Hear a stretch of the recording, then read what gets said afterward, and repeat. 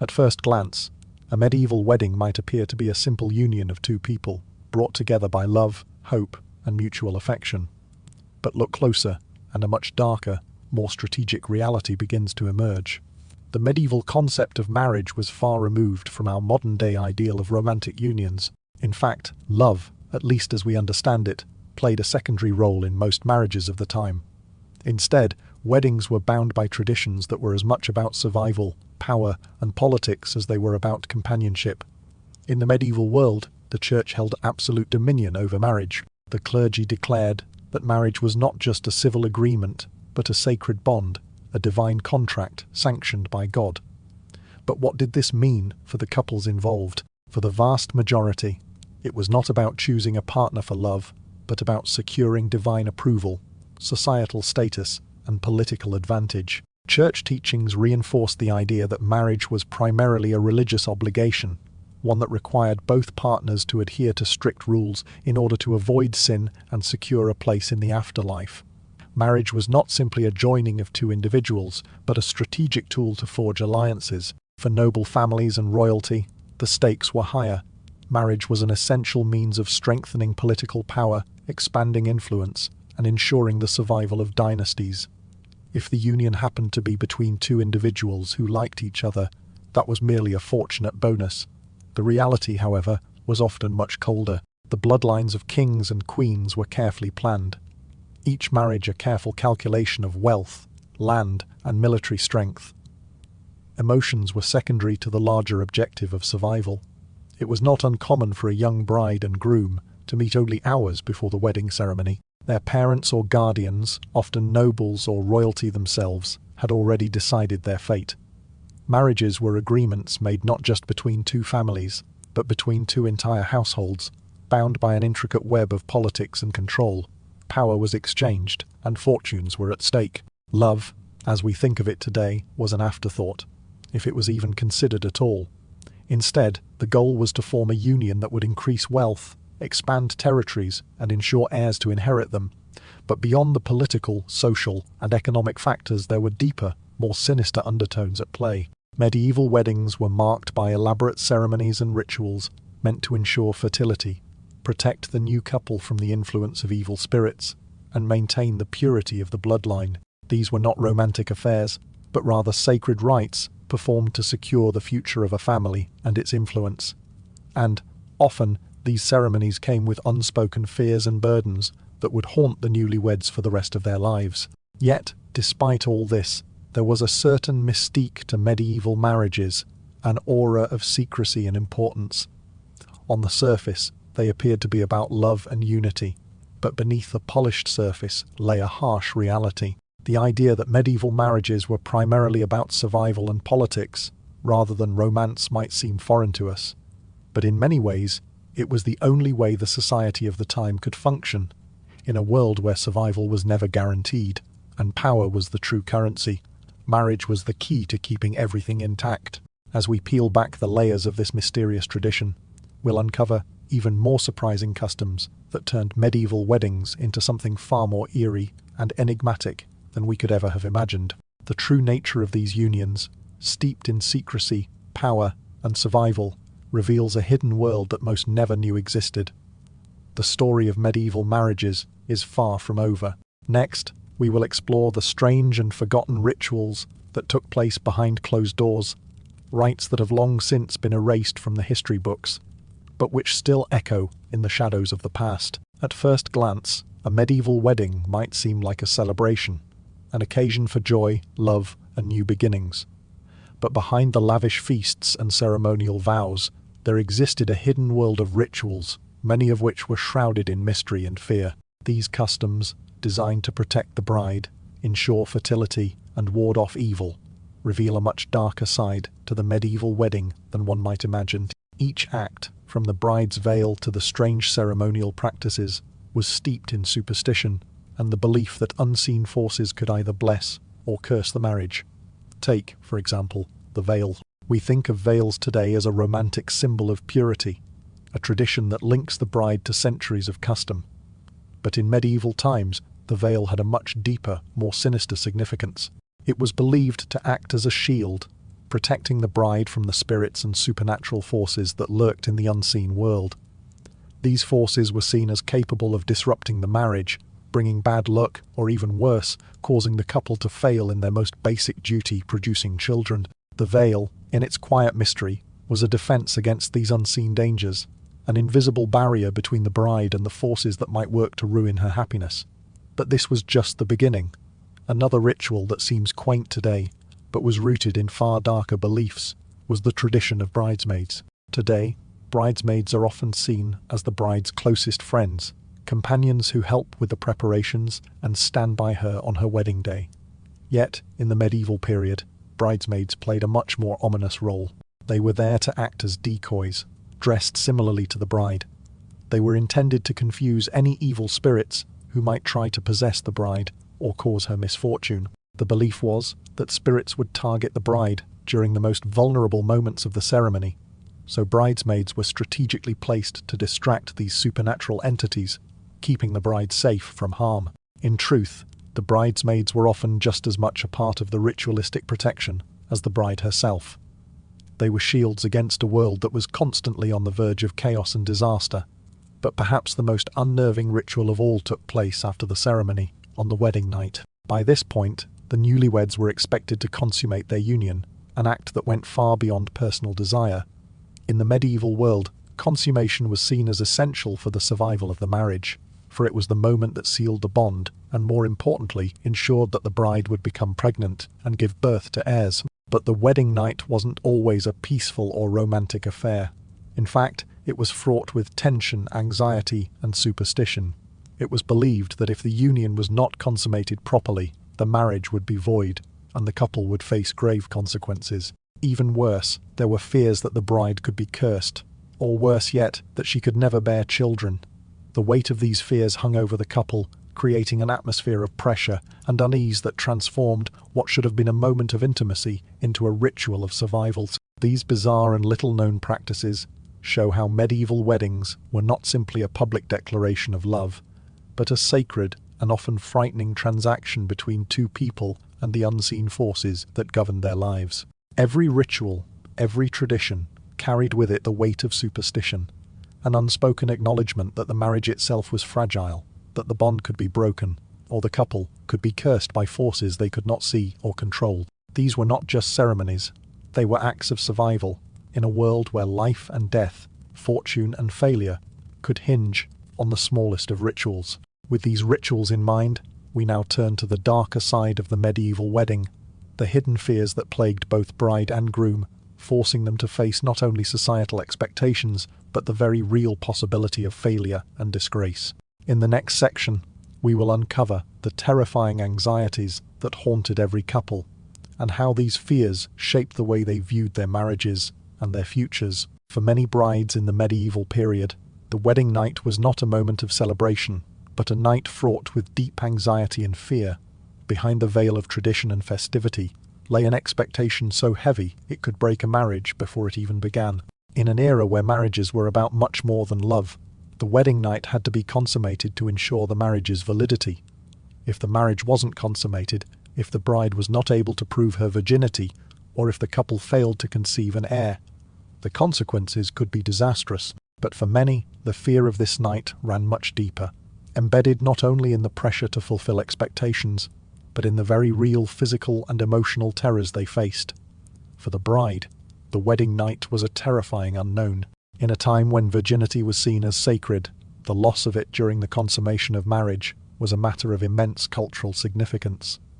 The concept of virginity was far more than an innocent trait, it was a measure of purity and worth. The idea that a woman's body could carry the weight of such profound societal expectations was a heavy burden.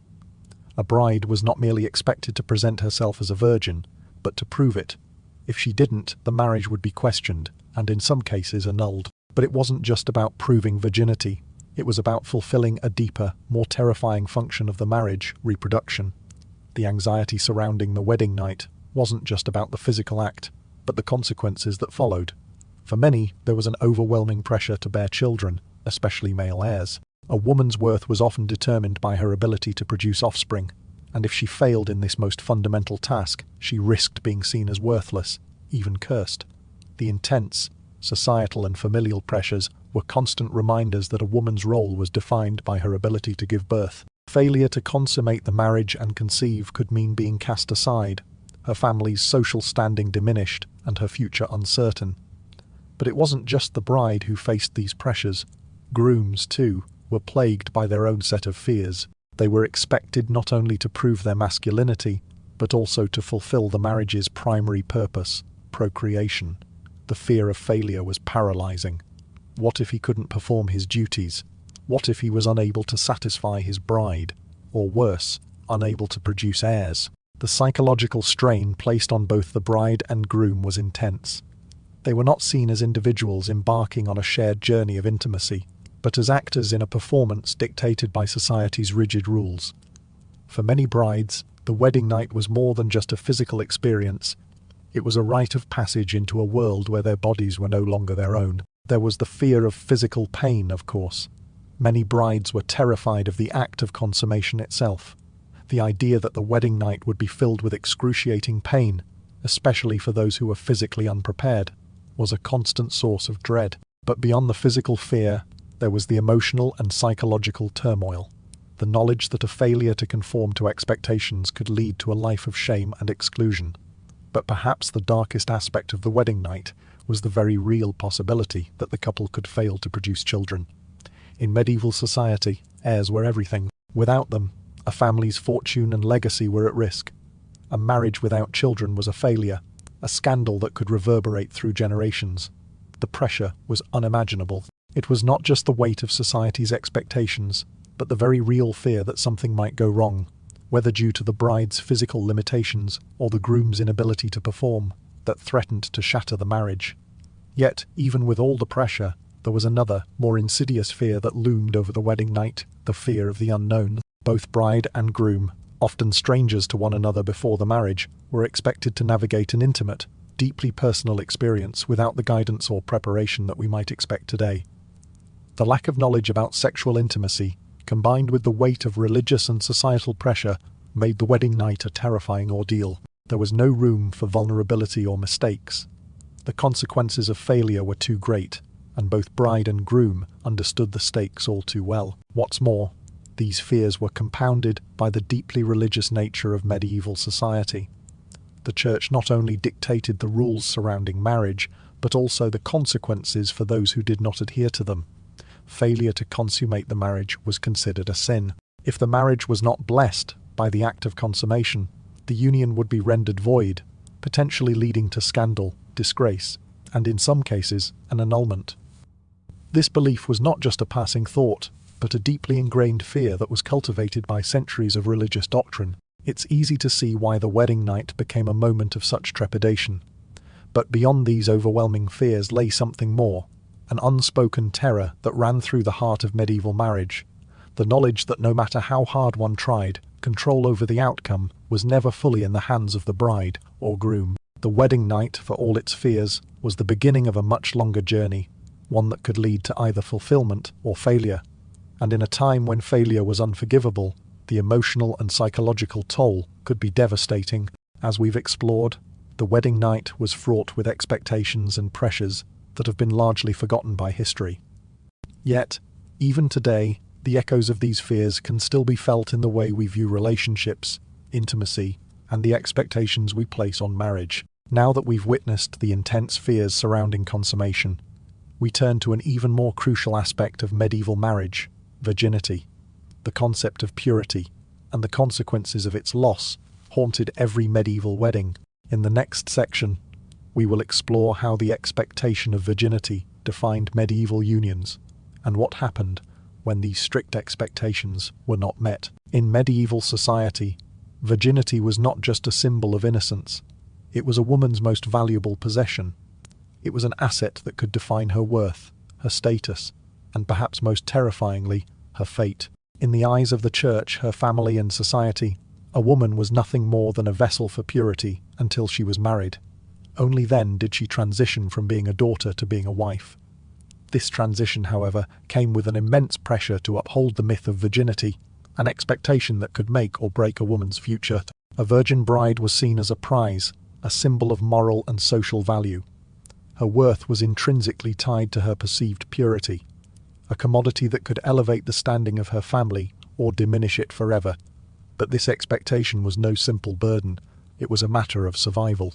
A woman who lost her virginity before marriage, or who failed to prove her purity on her wedding night, faced devastating consequences. These consequences ranged from public shame to the ultimate condemnation, the annulment of her marriage. The pressure to present oneself as a virgin was a constant fear that haunted many medieval brides. Their first night as a married woman could seal their fate, and the weight of society's expectations sat heavily on their shoulders. If a woman entered her marriage without the proof of virginity, or if the marriage was not consummated in a way that satisfied her new husband, the ramifications could be swift and brutal. In some cases, the marriage would be annulled, stripping the bride of her status, her dignity, and her future. The shame of losing one's virginity before marriage, or failing to meet the sexual expectations on the wedding night, was often unbearable. But this was more than just social pressure. It was also deeply tied to religious doctrine, which enforced the idea that a woman's purity was a direct reflection of her moral character and her worth in the eyes of God. The Church taught that virginity was sacred, an untainted state that must be preserved until the moment of marriage. A woman who failed to preserve that state was seen as defiled, impure, and, worst of all, morally flawed. This belief system was so ingrained in medieval society that it was accepted as absolute truth. A woman's honor was tied directly to her ability to maintain her virginity, and if that honor was compromised, the repercussions were severe. For many, the fear of losing their virginity before marriage was compounded by the very real possibility that they could be subject to violent scrutiny. If a woman was suspected of not being a virgin at the time of her wedding, she could be subjected to a humiliating public examination. A proof of virginity test was often performed to verify her status before the marriage could proceed. These examinations, often invasive and degrading, were not about validating her sexual experience, but about ensuring that the sacred idea of virginity was upheld in the eyes of society. This intense scrutiny didn't just stop at the wedding night, it extended throughout the entire marriage. If a bride failed to conceive a child soon after the wedding, it was assumed that her virginity had been compromised, or that she was incapable of fulfilling her duty as a wife. In some instances, a marriage was annulled because the bride failed to prove her virginity, or if she could not provide an heir within the first few years of marriage.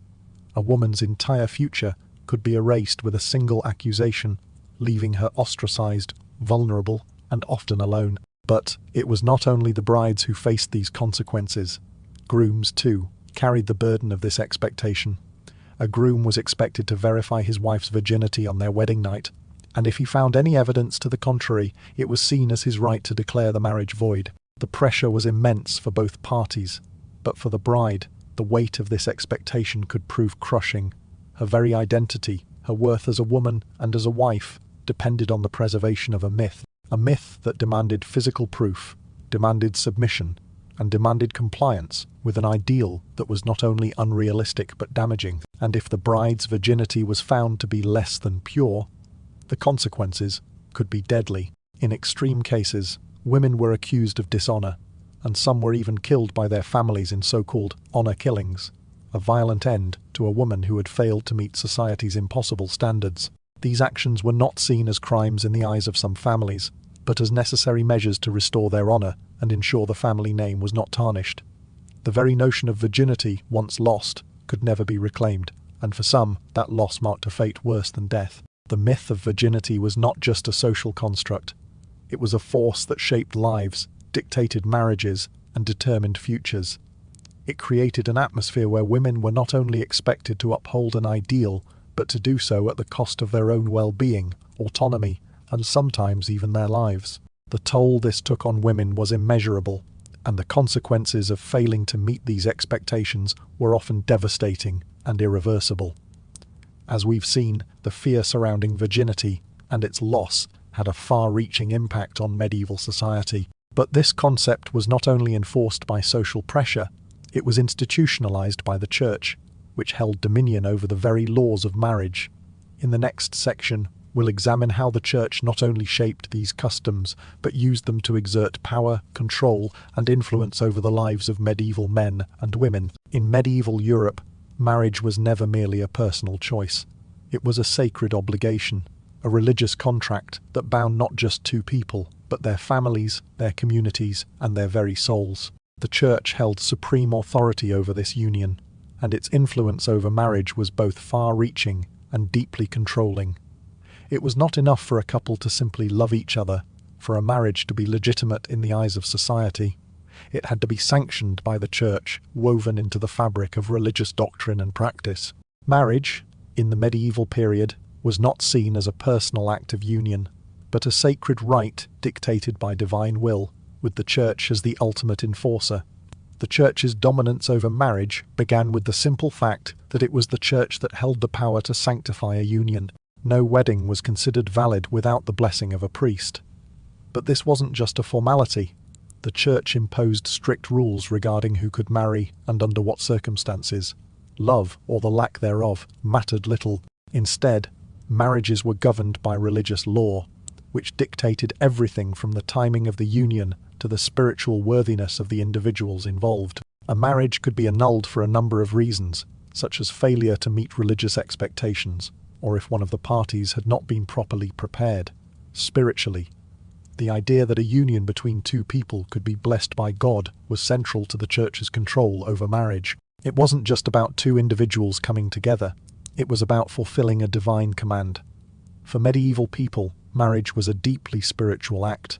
It was seen as a divine contract that tied a person not only to their partner, but to God himself. Any decision to marry or refrain from marriage was heavily influenced by religious teachings, and the Church made clear that these unions had eternal consequences.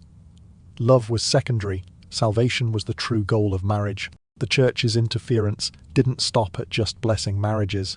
It extended to setting boundaries that governed when and whom people could marry. Marriages within certain degrees of kinship, for example, were strictly prohibited. This meant that people could not marry close relatives, including cousins, no matter how much they may have cared for each other. The Church, in its belief that incest was a sin against God, decided the permissible boundaries of a marital relationship. These religious rules were designed not just to keep families in line, but to ensure that the sanctity of the union was preserved within the confines of Christian teachings. But perhaps the most terrifying aspect of the Church's control was its power to dissolve a marriage. If a couple failed to meet the religious expectations, if one of the partners committed a sin, or if a marriage was seen as invalid under Church law, the Church had the authority to annul it. The annulment was not just a formal separation, it was a declaration that the marriage had never been sanctified in the eyes of God, and therefore had no standing. This could destroy a woman's status and reputation. If a marriage were annulled, it could mean social exile, the loss of dowries, and a future filled with uncertainty. For many, this was a fate worse than divorce. It was as if their very union with their spouse had never existed at all. For those who defied the Church's authority, the consequences could be even more severe. The Church, through its control over marriage, wielded immense power over personal lives. Marriages outside of the Church's jurisdiction, marriages without proper sacrament, or marriages that failed to meet the Church's spiritual criteria were viewed as sins that could place individuals and entire families outside the protection of the Church. This could lead to a loss of divine favour, a separation from the community, or worse, excommunication. But what happens when the sacred and the social collide? What happens when the pressure of religious expectations weighs so heavily on a marriage that the very idea of love is overshadowed by duty, faith, and power? It is in these moments that the influence of the Church over marriage becomes particularly chilling. No longer was marriage a personal choice between two individuals, but a matter of divine obedience, with the Church acting as the arbiter of truth and morality. To stray from its teachings was to risk damnation. With the Church's dominance in marriage now clear, we can move forward into a deeper exploration of the rituals and ceremonies the Church imposed to sanctify these unions. What strange and forgotten rites did the Church use to reinforce its control over marriage, ensuring that each union was bound not only by law but by divine will? These rituals, often filled with symbolism, fear, and superstition, would have lasting effects on those who participated in them. Let's now delve into the mysteries and the hidden ceremonies that shaped the medieval wedding. In the medieval world, marriage was far more than a personal commitment. It was a contract with God, a sacred union that carried the weight of spiritual and societal expectations. The Church held the power to sanctify this union, but its influence extended far beyond the public vows spoken at the altar. Behind the scenes, hidden rituals were performed in an attempt to guarantee divine approval and ensure that the marriage succeeded in fulfilling its primary purpose, procreation. Some of these ceremonies were part of the Church's official rites, while others were quietly embraced despite their origins in pagan traditions, a deliberate attempt to maintain control over its followers while keeping the powerful influence of ancient customs alive. One of the most significant, yet lesser-known rituals associated with medieval marriages was the Fide blessing of the bedchamber. While the Church emphasized the sanctity of marriage and the importance of procreation, it also recognized the vulnerability of the newlyweds as they embarked on their marital duties. After the ceremony, a priest was often called to bless the bridal bed, ensuring that the act of consummation would be blessed by God. This wasn't just about ensuring the marriage was official in the eyes of the Church. It was about invoking divine favor for the most intimate of acts. The idea was that the marriage could only fulfill its divine purpose if it was consummated in a way that aligned with God's will, and so the priest's blessing was seen as a safeguard against spiritual and physical misfortune. But not all rituals surrounding marriage were blessed by the Church. In fact, many were steeped in superstition, rooted in practices long before the rise of Christianity.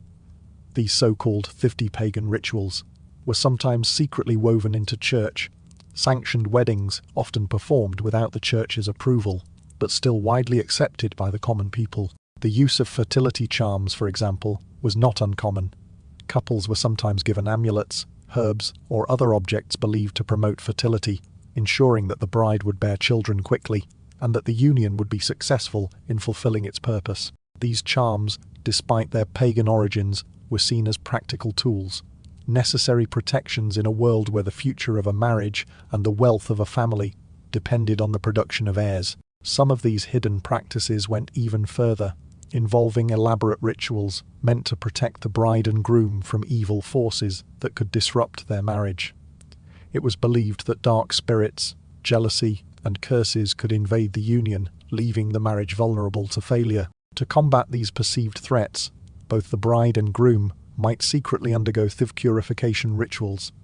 These involved the burning of specific herbs, bathing in special waters, or performing other rites to cleanse them of negative energy. These ceremonies, although shrouded in secrecy, were seen as essential to ensuring the marriage's success and fertility, and sometimes even served as a form of protection against the evil eye or any malevolent forces that might attempt to influence the union. But what made these practices even more unsettling was the Church's conflicting stance on them. On one hand, the Church officially condemned pagan rituals, branding them as sinful and a form of heresy. Yet, on the other hand, there was an undeniable presence of these rites in weddings, often carried out under the guise of Christian ceremonies. The Church turned a blind eye to some of these customs, embracing them as necessary for the well-being of its followers, while simultaneously discouraging others in an effort to maintain control over the lives of its congregants. This duality, the Church's outward rejection of what it considered forbidden practices while subtly embracing them for its own purposes, created a complex web of religious and cultural contradictions that persisted through the medieval period. These secret rituals were not just about fertility or protection. However, they were also a way for families and communities to assert their power and influence. For many noble families, marriage wasn't only a religious sacrament, but a theatrical maneuver. Rituals, both official and hidden, played a significant role in ensuring that a marriage would produce the desired political or economic outcomes. The marriage bed itself, blessed by a priest, was as much about securing an heir to the family's wealth and land as it was about fulfilling religious duty. The power of the Church, combined with the ancient fertility rites of pagan origin, helped cement the Church's control over both personal lives and political affairs. The connection between these secret rituals and the broader political landscape is evident when we consider how families used marriage as a tool to forge alliances, secure wealth, and maintain influence over regions. The Church's willingness to sanction these marriages, despite their pagan undercurrents, shows how the institution navigated between faith and power. It wasn't just about preserving the sanctity of marriage, it was about keeping the reins of authority firmly in its grasp, ensuring that both the spiritual and temporal worlds were under its control. Now that we've uncovered the strange and forbidden rituals that underpin the Church's control over marriage, we shift our focus to the broader societal implications of these unions. Marriages were not just personal contracts, they were the foundations of power for the aristocracy, and the Church played a significant role in shaping the political structure of medieval society. Let's explore how the Church's influence over marriage extended beyond the altar and shaped the fates of families, communities, and entire kingdoms. Marriage in the medieval period was never just a union between two hearts. It was a tool, a carefully crafted transaction, designed to consolidate power, secure wealth, and build alliances. While we often romanticize the idea of marriage in the past as a personal and religious commitment, for many in medieval society, it was primarily about survival and ambition. The bonds formed through marriage were seen as instrumental to the rise of powerful dynasties and the expansion of territories. Love, if it existed at all, was secondary to the political and economic benefits that such unions brought. For the aristocracy and royalty, marriage wasn't simply a private affair. It was a strategic maneuver that allowed families to forge crucial alliances, gain influence, and safeguard their land. In many cases, these unions were decided by parents, advisors, and political figures who saw the act of marriage as a means to increase power rather than to fulfill personal desires. Marriages were often brokered in rooms far removed from the wedding bed, where political leaders and clergy discussed the potential benefits to the family's legacy, not the emotions or affections of the bride and groom. Perhaps the most infamous example of such political unions was the marriage between Eleanor of Aquitaine and King Henry II of England. In 1152, Eleanor, one of the wealthiest and most powerful women in Europe, married Henry, consolidating vast territories in France and England. Though both partners were politically savvy, their union was less about love and more about power. Eleanor's lands became part of the English crown's holdings, and the marriage secured Henry's reign. Yet, the marriage was not a love story. Eleanor's personal desires and her own ambitions were often sacrificed in favor of political strategy. Over time, her frustration with Henry's constant infidelity and their strained relationship became evident. But in the medieval world, this was the price one paid for power. In many ways, Eleanor's fate was sealed not by love or mutual affection, but by the role she was expected to play in securing her family's future. But this wasn't a phenomenon limited to royalty. Nobility across Europe routinely arranged marriages to ensure the survival of their estates and increase their influence. Consider the marriage of Isabella of Castile and Ferdinand of Aragon in 1469. This union, which would eventually lead to the unification of Spain, was a strategic alliance that brought together two powerful kingdoms.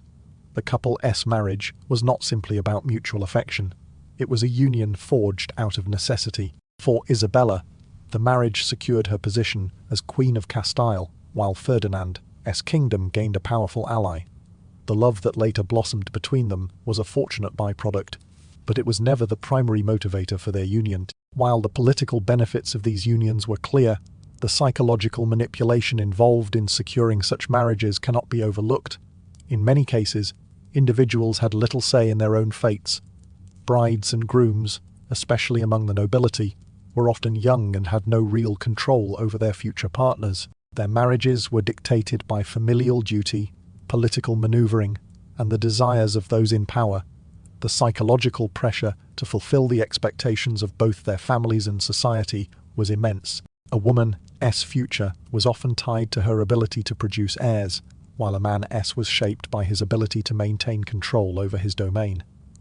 These marriages were not based on shared interests or love. They were based on duty, and the individuals involved were expected to accept their roles without question. In some cases, the manipulation went deeper, extending into the psychological realm of persuasion and coercion. Families would often use pressure tactics to ensure that a bride or groom agreed to the marriage, even if it went against their personal wishes. Some brides were forced into marriage under the threat of exile, disinheritance, or public disgrace. Others were manipulated through promises of land, power, or wealth that were too tempting to refuse. For the bride, the pressure was immense. Her very identity was shaped by her ability to secure the future of her family, and for the groom, the stakes were equally high. Marrying the right woman meant consolidating power, expanding his territory, and securing his legacy. Perhaps one of the most unsettling aspects of these political unions was the fact that they often forced individuals to suppress their own desires, hopes, and fears in favor of a higher cause. The personal became irrelevant. What mattered was the greater good, the preservation of bloodlines, the securing of territories, and the maintenance of power. Love and personal affection were luxuries reserved for the rare few, while the vast majority of medieval marriages were the result of complex, strategic calculations. As we look deeper into the dynamics of these powerful unions, we can see how they not only shaped the course of history, but also the individuals involved. The weight of political marriage, the pressure to produce heirs, and the psychological manipulation involved all left their marks on the people who were forced to live within these boundaries. For many, these marriages were not just a means to an end, they were traps, systems of control that dictated the course of their lives. From political unions, we now turn to the darker side of marriage, the hidden fears and societal pressures that could alter a person's entire life. These fears, tied to honor, reputation, and societal expectations, created an environment where failure in marriage could lead to devastating consequences. In the next section, we will uncover how these fears shaped medieval weddings, both in public and private, and how they impacted the lives of those who dared to defy societal expectations. For many medieval brides, the journey to the altar was far from the romantic dream we envision today. It was a path laden with anxiety, fear, and an overwhelming sense of dread.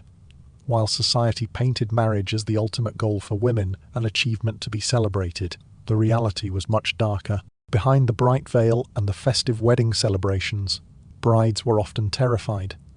The day that was supposed to mark the beginning of a new chapter was, for many, a day filled with emotional turmoil and fear. One of the most significant fears that haunted the medieval bride was the impending wedding night. It was not the promise of a romantic union, but the dread of physical pain that loomed large.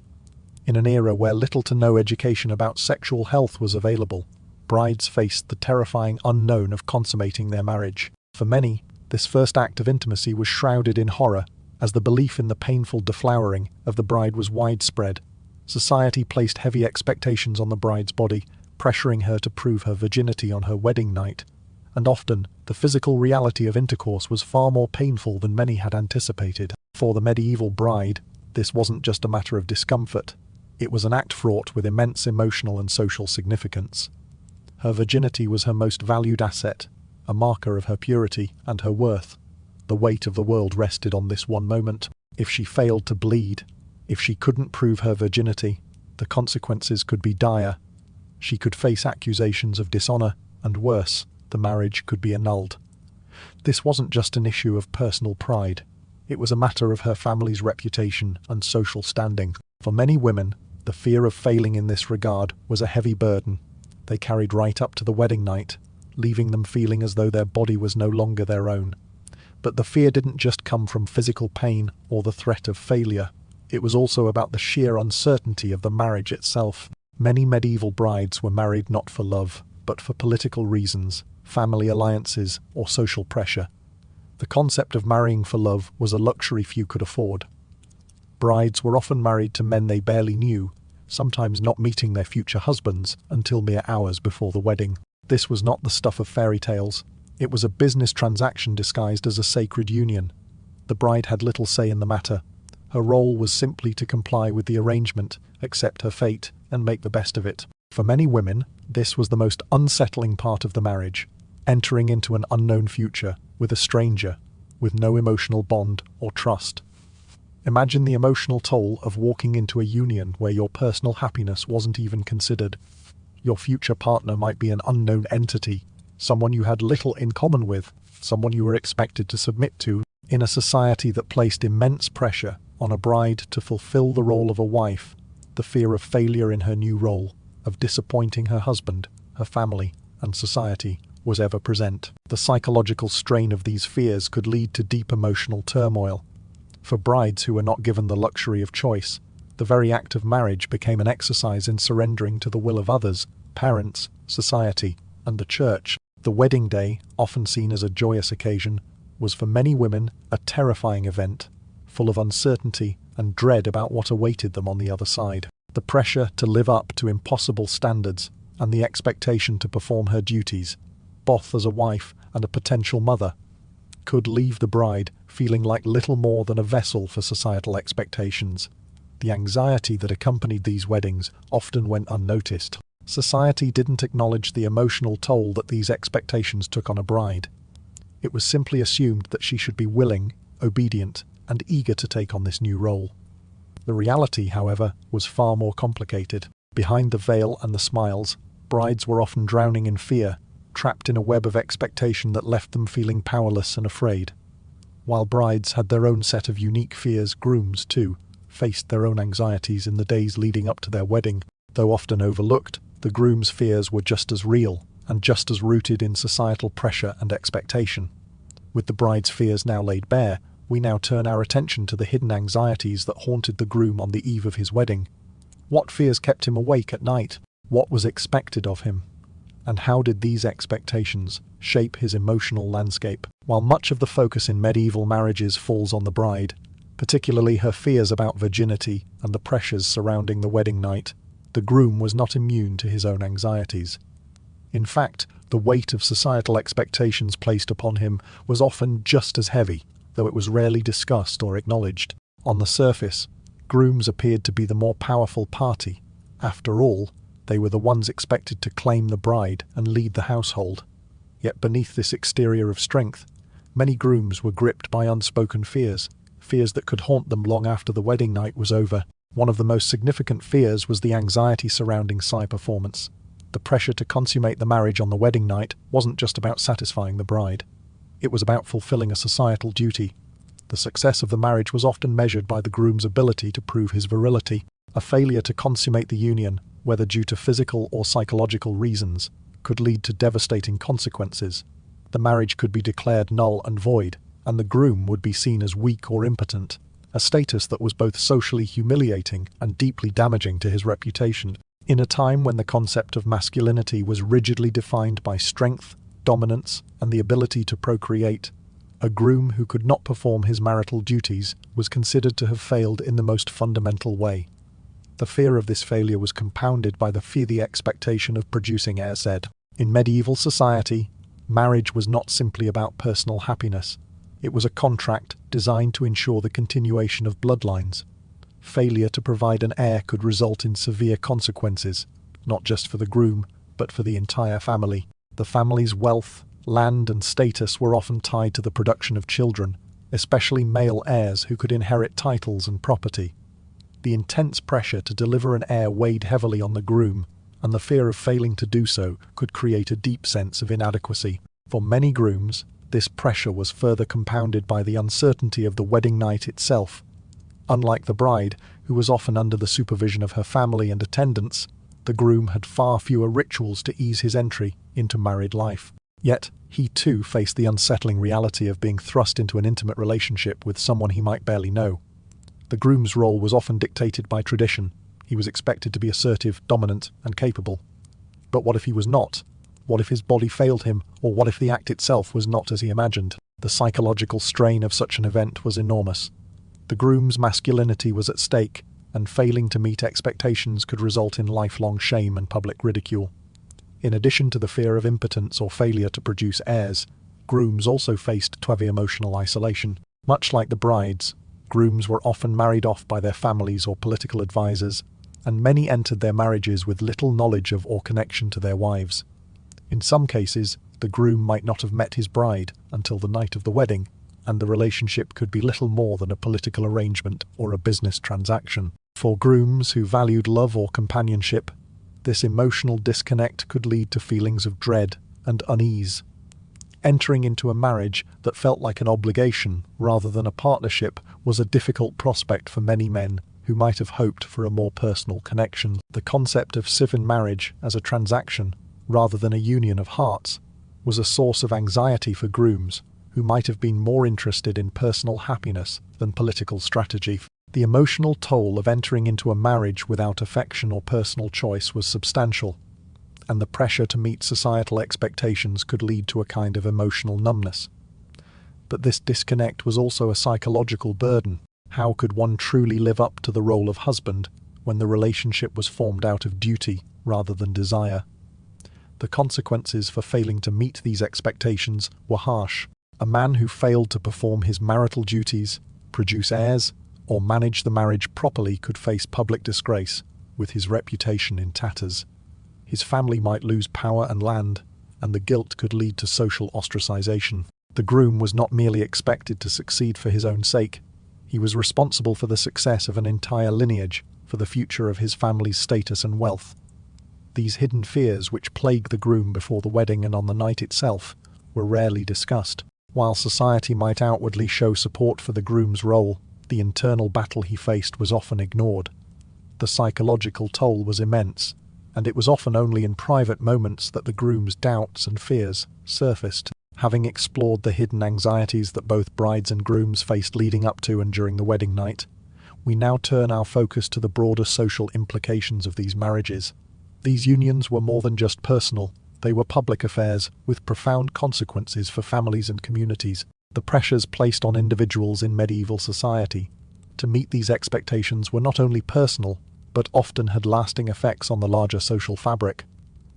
Let's now delve into how the larger social and political structures shaped these marriages, and what happened when societal pressure reached its breaking point. In medieval society, marriage was not simply a union of two people. It was a complex transaction that shaped the very fabric of life. Love, while often a secondary consideration, was overshadowed by the primary goal of securing social status, wealth, and power. For men and women alike, the concept of marriage was inextricably linked to their place in the societal hierarchy.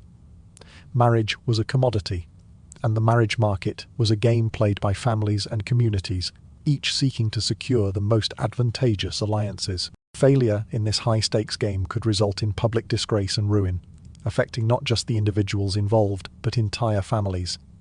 At the heart of the medieval marriage market was the intense pressure to marry for social rather than personal reasons. Unlike today, where love is often regarded as the cornerstone of marriage, medieval unions were more about survival and advancement. Families, particularly noble ones, viewed marriages as opportunities to secure alliances, increase wealth, and consolidate political power. The groom and bride were often seen less as individuals with desires and emotions, and more as pawns in a much larger game. For the bride, especially, the marriage market was a ruthless arena in which her value was determined by her family's ability to make advantageous arrangements.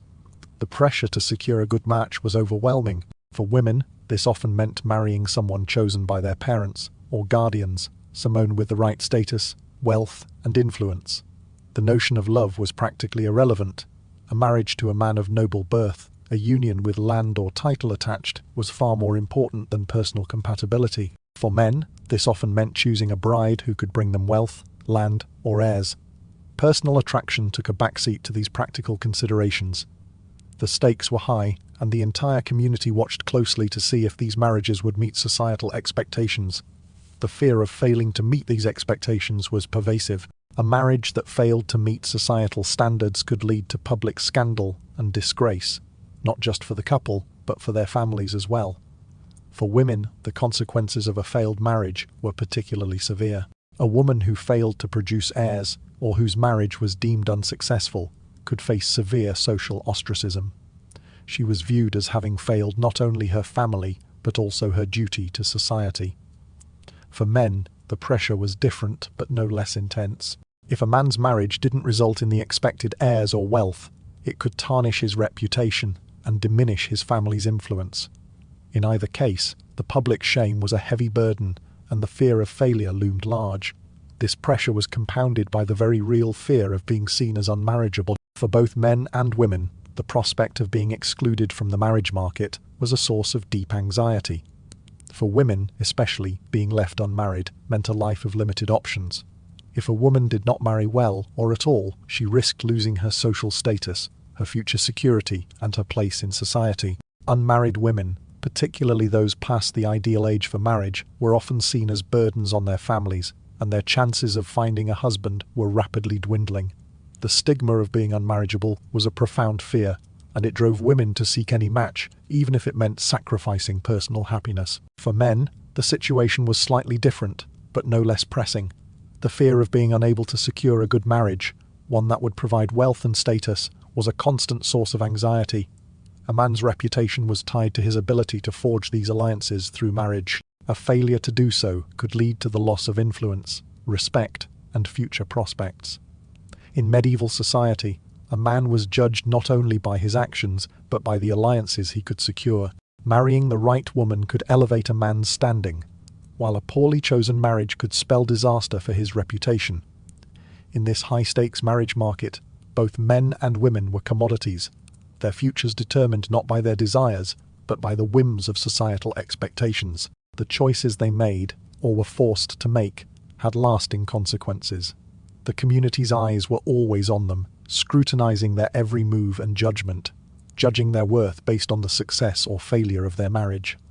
This created an environment of constant anxiety where personal desires were often sacrificed for the sake of social advancement. The pressure to marry within these confines was so great that many people turned to festition and fista for sense of control over their uncertain futures. In a society where every aspect of life was governed by rules and expectations, the idea of unseen forces affecting the success of a marriage provided a sense of hope, or at least a way to explain why some unions succeeded and others faltered. From fertility rituals to the belief in the evil eye, many medieval people believed that supernatural forces played a critical role in the success of marriages. In the next section, we will explore some of the most notorious superstitions and rituals that medieval couples engaged in, and how these beliefs were woven into the very fabric of marriage itself. The social pressure surrounding marriage and the inherent anxiety it created shaped every aspect of medieval life. As we transition from the pressures of society to the influence of superstition and rituals, we will see how these unseen forces were believed to hold sway over the most intimate aspects of marriage, guiding couples towards success or condemning them to failure. In medieval society, love was not the only force believed to bind a couple together. Beyond the promises made at the altar, a complex web of superstition, magic, and omens played a crucial role in shaping the course of marriage. People of the time were keenly aware that unseen forces, whether divine or malevolent, could influence the success or failure of their unions. These beliefs were not mere folklore or superstition, they were deeply ingrained in the lives of medieval couples who looked to rituals, charms, and divine intervention to protect their marriages from bad luck, jealous spirits, or even the wrath of the gods. Before the wedding even took place, couples and their families sought to ensure the union's success by invoking supernatural forces. Certain omens were believed to predict the future of the marriage, often determining whether the couple would live happily ever after or face a life of misery. One common omen was the sighting of a bird during the marriage procession. The type of bird and its actions were interpreted as harbingers of good or bad fortune. A raven flying overhead, for example, was thought to be an ill omen, suggesting that misfortune would follow the marriage. Conversely, a dove, symbolizing peace and fidelity, was a sign of a strong and lasting union. But it wasn't just omens that played a role. Couples often carried protective charms and talismans to ward off evil spirits and bad luck. These charms were typically worn by the bride, often hidden beneath her wedding gown or sewn into her veil. The most common charms were made of iron or silver, metals believed to have protective properties. Iron, in particular, was thought to possess the power to repel evil spirits and curses. It was not uncommon for brides to carry small pieces of iron, or wear a silver pendant, each one designed to shield her from supernatural forces that might seek to disrupt her marriage. In addition to charms, spells and incantations were commonly used to safeguard marriages. Some couples would seek the help of local wise women or village healers who were believed to possess the knowledge of ancient rituals and magic. These rituals often involved invoking the protection of saints or angels, asking for divine favor to ensure the union's success. Some brides even underwent purification rituals before the wedding to cleanse themselves of any bad energy or curses. These rituals were meant to protect both the bride and the groom from external forces that could disrupt their sacred bond. The fear of evil spirits was ever present in the medieval imagination. Weddings were seen as vulnerable moments in time, when a union could easily be attacked by jealous spirits or dark forces. The presence of an evil eye, a superstition believed to curse those who were the target of envy, was a constant source of anxiety. To ward off the evil eye, the bride would often wear a veil that covered her face completely, believing it would protect her from malevolent gazes. Even the act of touching a bride's veil was believed to grant the toucher bad luck, as it was thought to expose her to supernatural forces. The veil, then, served both a symbolic and a practical purpose, shielding the bride from unwanted attention and from the curse of envy. But it wasn't only jealousy from spirits that was feared, it was divine retribution as well. People in the medieval period believed that God had a direct influence on the success of marriages, and they were keenly aware that failing to adhere to divine expectations could lead to disastrous consequences. Infertility, infidelity, or even a short-lived marriage could be seen as a sign of divine displeasure, a punishment for sins committed by one or both of the partners. In some cases, couples believed that an unholy or unapproved marriage could invite the wrath of God, and they would perform penance or other acts of atonement to avoid divine retribution. These beliefs were not simply relegated to the realm of the superstitious or the arcane. They were woven into the very fabric of daily life. People in the medieval world lived in a universe that was much more mysterious and dangerous than we can imagine today. Forces beyond their control were believed to govern everything from the weather to the fate of their marriages. The protection of their unions from these unseen forces was just as important, if not more so, than any vows exchanged at the altar. As we have seen, supernatural forces played a significant role in shaping the perception of marriage in medieval society. These beliefs provided comfort and security in a world full of uncertainty, and they guided the actions of brides, grooms, and their families. The desire to protect a marriage from outside forces, both spiritual and supernatural, was not just about love, it was about survival. Now that we have explored the pervasive role of superstition and the supernatural in shaping medieval marriages, we turn our focus to the most intimate and highly ritualized aspect of marriage, the wedding night, a time when belief and reality often blurred, and where the rituals surrounding consummation held as much power as any vow. In the next section, we will delve into the rituals of the wedding night, where fear, expectation, and superstition collided, and where the fate of the marriage was believed to be sealed. In the medieval world, marriage was not just a social contract or a sacred sacrament. It was a delicate balance of magic, belief, and superstition. From the moment a couple became engaged, they were often immersed in a series of rituals and practices designed to ensure that their union would be blessed with divine favor, happiness, and prosperity. While we might think of these rituals as quaint or archaic today, they were deeply serious matters for those in the Middle Ages. People believed that without the right spells, herbs, or ceremonies, their marriages could falter, leaving them vulnerable to misfortune, bad luck, or even spiritual ruin. One of the most important rituals in securing a successful marriage was the use of 20 herbs. Medieval brides and grooms frequently turned to natural remedies, believing certain plants had powerful protective properties that could shield them from evil spirits, bad luck, or even infertility. Basil fir, for example, was considered an herb of great power. It was believed that basil could promote fertility, ensuring that a marriage would produce children. Brides often carried basil in their wedding bouquets or placed it under their pillow to ward off negative energy. Fine lavender and fine rose petal sieve were also common, used not just for their fragrance, but for their supposed ability to encourage love and harmony in the marriage. But herbs were only one part of the magical toolkit used by medieval couples. Fine love spells were also a common practice, especially among brides hoping to bind their husbands to them. These spells were often created from a mix of folklore, religious customs, and ancient traditions passed down through generations.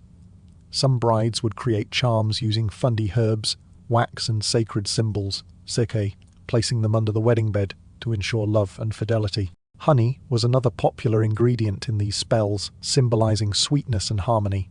It was often consumed on the wedding night, with the hope that its sweetness would ensure a life full of love and happiness. Interestingly, some rituals weren't just about the bride and groom.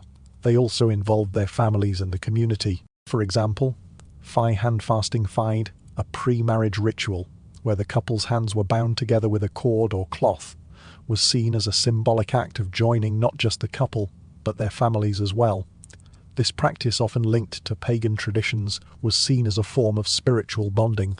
It was believed that the binding of hands would keep the couple physically and emotionally tied together, warding off any negative energies that might threaten the marriage.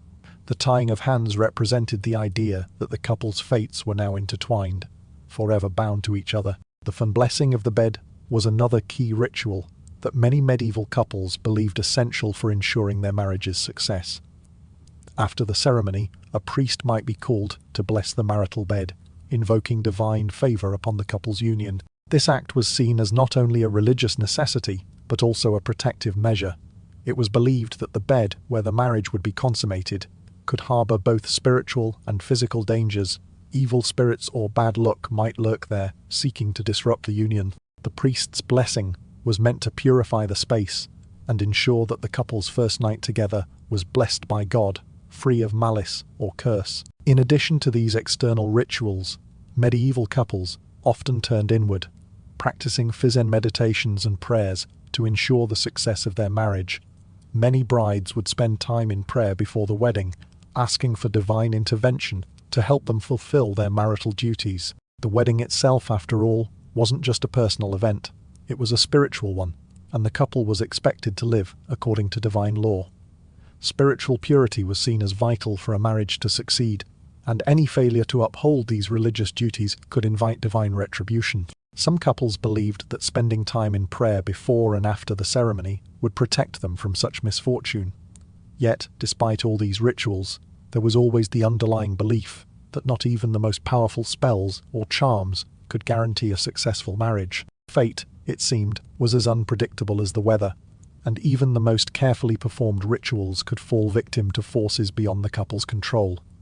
This belief in fate, coupled with the psychological strain placed on couples by societal expectations, created a marriage dynamic fraught with both hope and anxiety. The need for these rituals and spells came from the knowledge that, in medieval society, a marriage was not just a personal commitment, it was a contract between the couple, their families, and perhaps most importantly, their society.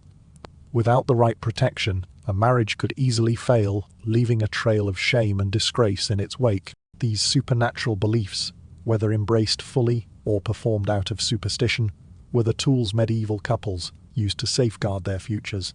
Now that we've explored the ways in which medieval couples sought to ensure the success of their unions through rituals and spells, we turn to the most intimate aspect of the marriage, the wedding night. Here, the line between belief and reality often blurred, with rituals meant not just to bless the couple, but to ensure the consummation of their marriage. The fears surrounding this moment were profound, and the consequences of failure were as much spiritual as they were social. In the next section, we will delve into the practices surrounding the wedding night itself, where love, fear, and belief collided in ways that defined medieval unions. The wedding night in medieval times, often envisioned today as a romantic culmination of the union, was, in reality, a moment fraught with anxiety, superstition, and intense societal pressure. Far from being a purely intimate or joyful occasion, it was seen as a ritual of immense importance, one that could seal the fate of the marriage. For many couples, this night was not just about love, but about proving their worth and meeting societal expectations. It was a time when failure could lead to devastating consequences, both spiritually and socially.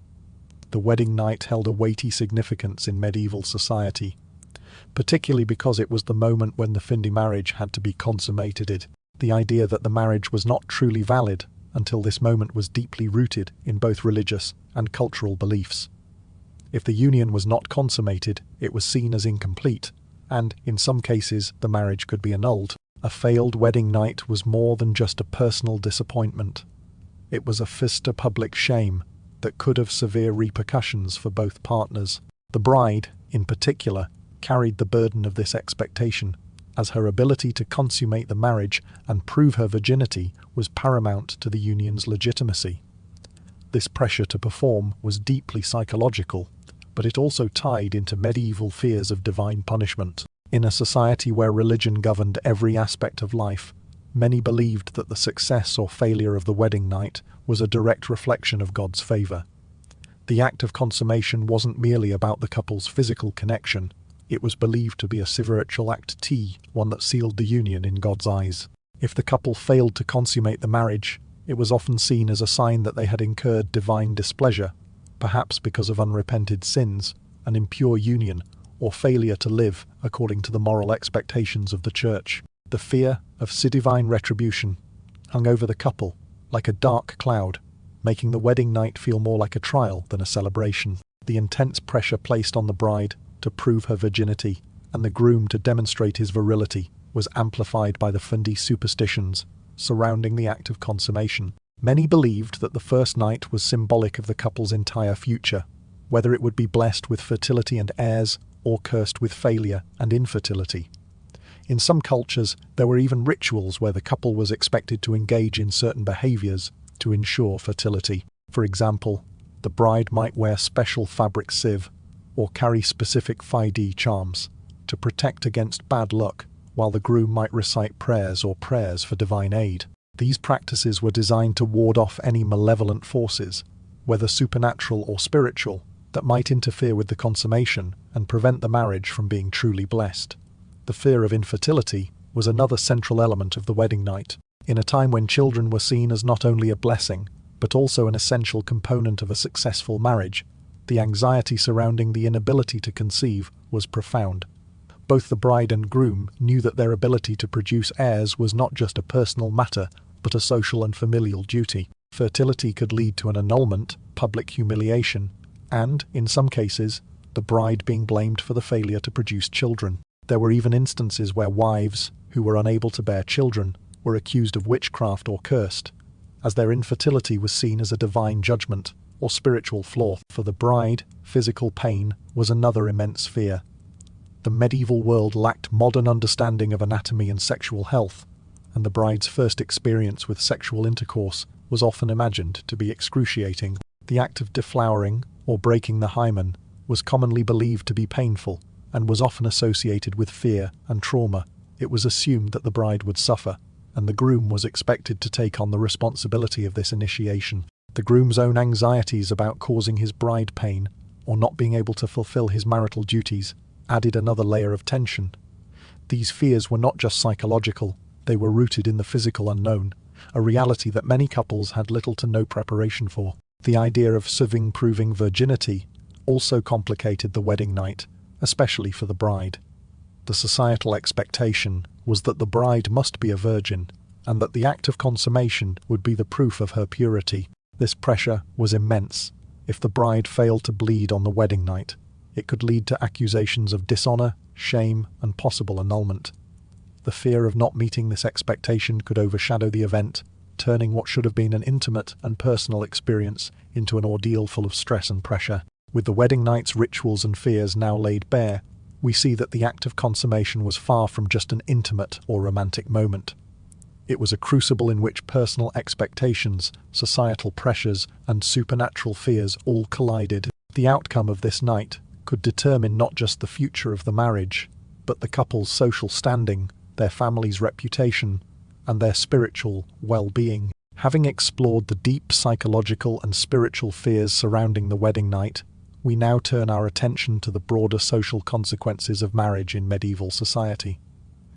The pressures and expectations placed upon individuals had a profound impact not only on the couples involved, but on the entire community.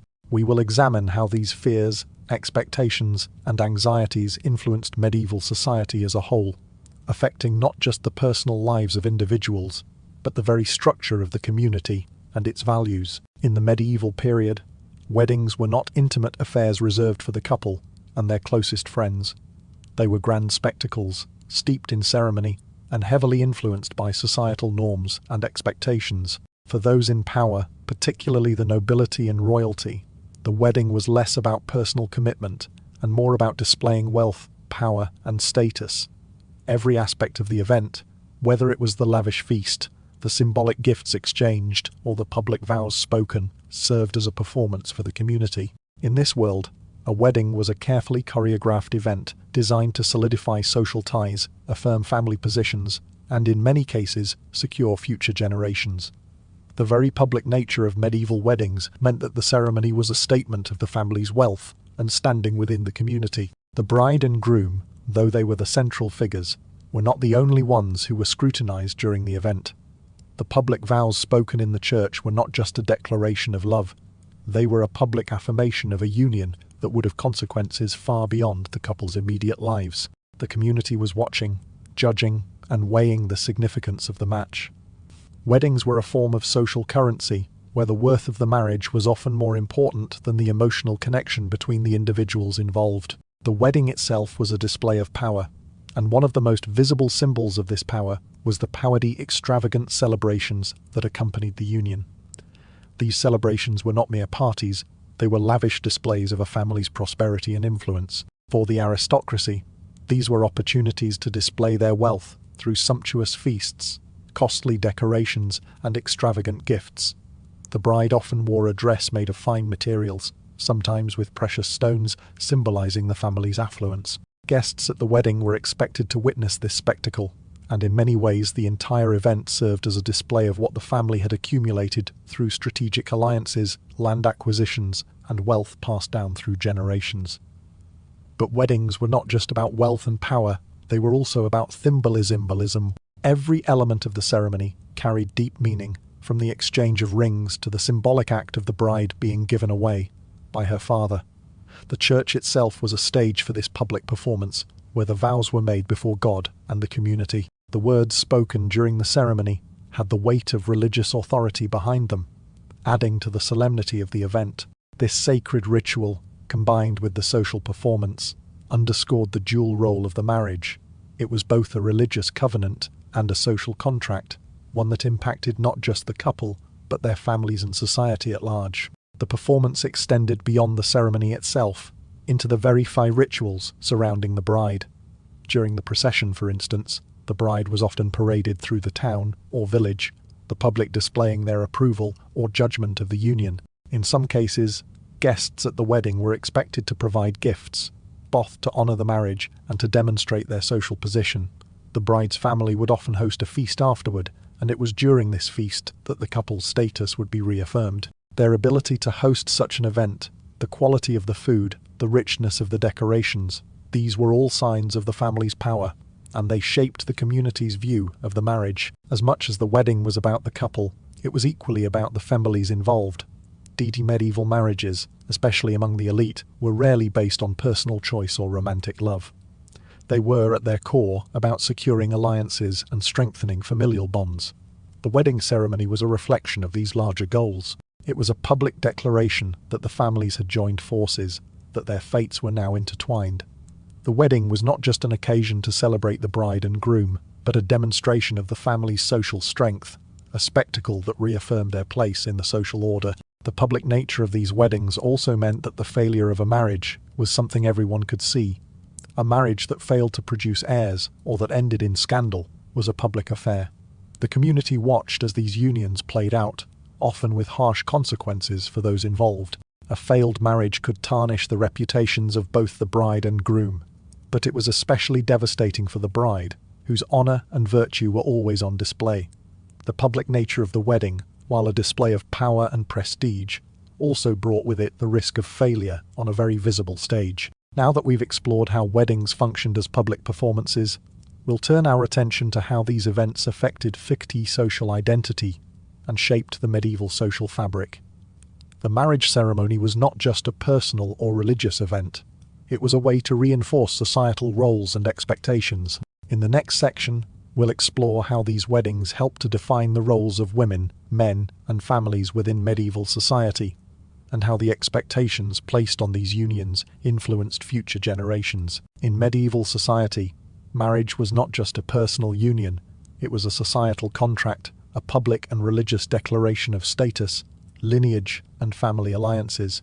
But what happened when these unions faltered, when the vows meant to last a lifetime failed? The answer, often, was annulment illegal, and religious procedure that could dissolve a marriage, but not without profound consequences for those involved. While today we view annulments as a relatively rare event, in medieval times they were used to sever marriages for a variety of reasons, each one often tied to societal expectations, religious doctrines, and personal failures.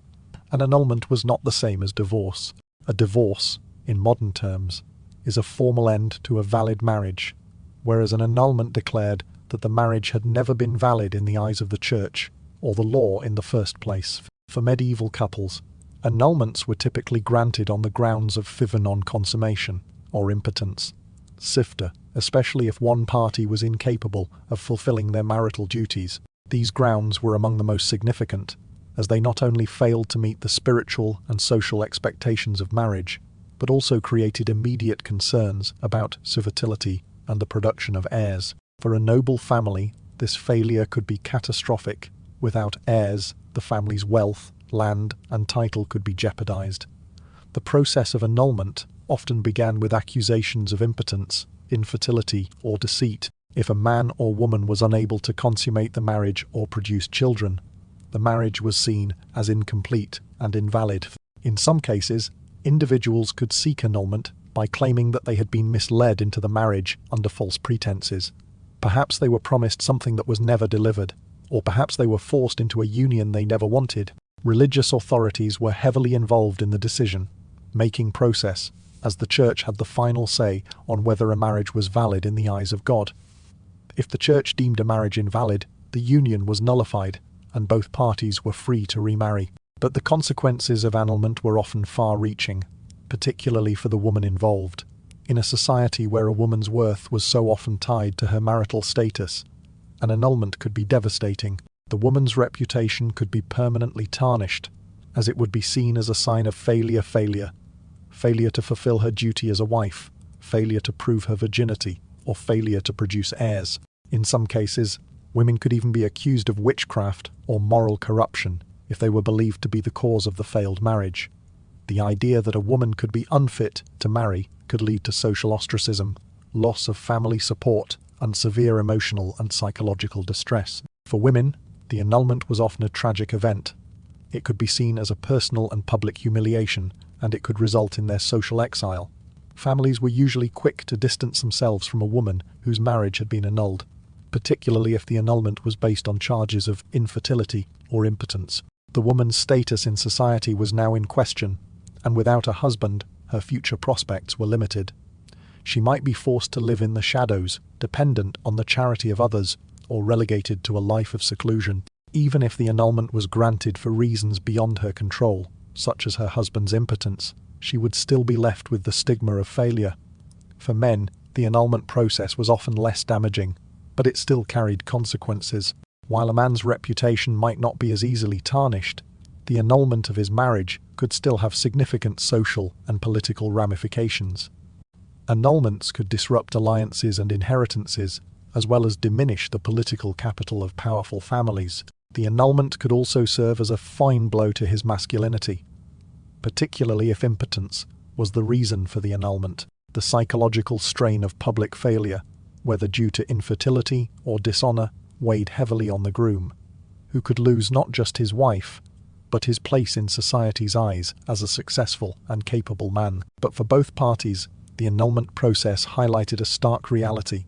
Medieval marriages were not just about the personal happiness of the individuals involved, they were about fulfilling the social contract that marriage represented. The breakdown of a marriage, whether due to impotence, infertility, or deceit, was a public matter, one that affected not just the individuals involved, but their families, their communities, and their reputations. The legal and religious complexities of annulment were a reflection of the tightly knit social fabric of medieval society, where every marriage was a cog in a larger wheel of political, economic, and religious power. When a marriage failed, the consequences were felt beyond the individuals involved. It was a loss to the family, to the community, and to the social order itself. An annulment wasn't just the end of a marriage, it was a profound disruption of a carefully constructed social system. Having explored how annulments were used to dissolve failed marriages, we now turn to the broader societal consequences of marital breakdowns. The public shame and personal dishonor faced by those whose marriages ended in failure were far-reaching. In the next section, we will examine how these failures impacted families, communities, and the social order, leaving lasting scars that could last for generations. In medieval society, divorce was a concept so foreign, so unimaginable, that it was almost entirely absent from the legal and religious vocabulary. For the most part, the church held an highly absolute monopoly over marriage, shaping every aspect of the union from its beginning to its end. The idea of civil divorce was a deeply controversial and almost unthinkable option. It was a taboo, so ingrained in the medieval mindset that even in cases where marriages became unbearable or impossible to continue, the church and society often refused to offer any true escape for those trapped in failing unions. The church's authority over marriage was both spiritual and legal, and it set the boundaries of what was permissible in a marital union. In medieval Europe, the Catholic Church considered marriage to be a sacrament, a sacred covenant, that bound a couple not only to each other but to God. As a result, the Church viewed marriage as a feud indissoluble, and divorce, in the modern sense, was prohibited.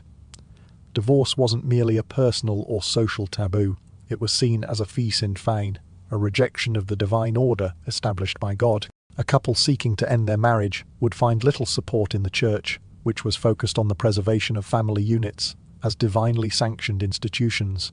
When marriages broke down, the Church's solution was rarely a clean separation. Instead of divorce, the only legal recourse for a failing marriage was civi annulment, a declaration that the marriage was never valid to begin with. However, annulments were not easily granted, and the reasons had to meet specific criteria: failure to consummate the marriage, impotence, or some other form of civil fraudulent marriage were acceptable grounds. But when the reasons for the breakdown didn't fit these limited exceptions, individuals were left with no choice but to remain married, regardless of how miserable or damaging their union became. The stigma of divorcee was pervasive and could ruin lives. Even if a couple could somehow manage to separate, the social and legal ramifications were severe. For a woman, especially, divorce was a social death sentence. Women were already deeply dependent on their husbands for status and security. A woman without a husband was, in many ways, an outcast. She would lose not only her position in society, but also her connection to her family's wealth and reputation. A divorced woman was seen as dishonored, her virtue questioned, and her worth reduced in the eyes of the community. She could face public ridicule, be ostracized, or forced into poverty. For some men, though they were less vulnerable to social disgrace, divorce still carried considerable risks. The loss of property or land, particularly for noble families, could devastate a man's financial status and diminish his power. While men could more easily remarry, their failure to maintain a marriage could reflect poorly on their ability to manage their household and future legacy. A failed marriage could tarnish their reputation and threaten their standing within the community. The personal shame, especially for those in the upper echelons of society, was palpable. The Church, as both the spiritual and legal authority, played a significant role in either granting or denying an escape from a failing marriage. The process of seeking separation or annulment was both civdeplik and thevete privat, often involving long ecclesiastical trials, in which the Church scrutinized every detail of the couple's union. If a marriage was annulled, it was often because the Church found that the union was never truly valid in the first place, usually because one or both parties had failed to meet the spiritual or practical expectations of marriage. However, even when annulments were granted, they did not provide the same relief as divorce.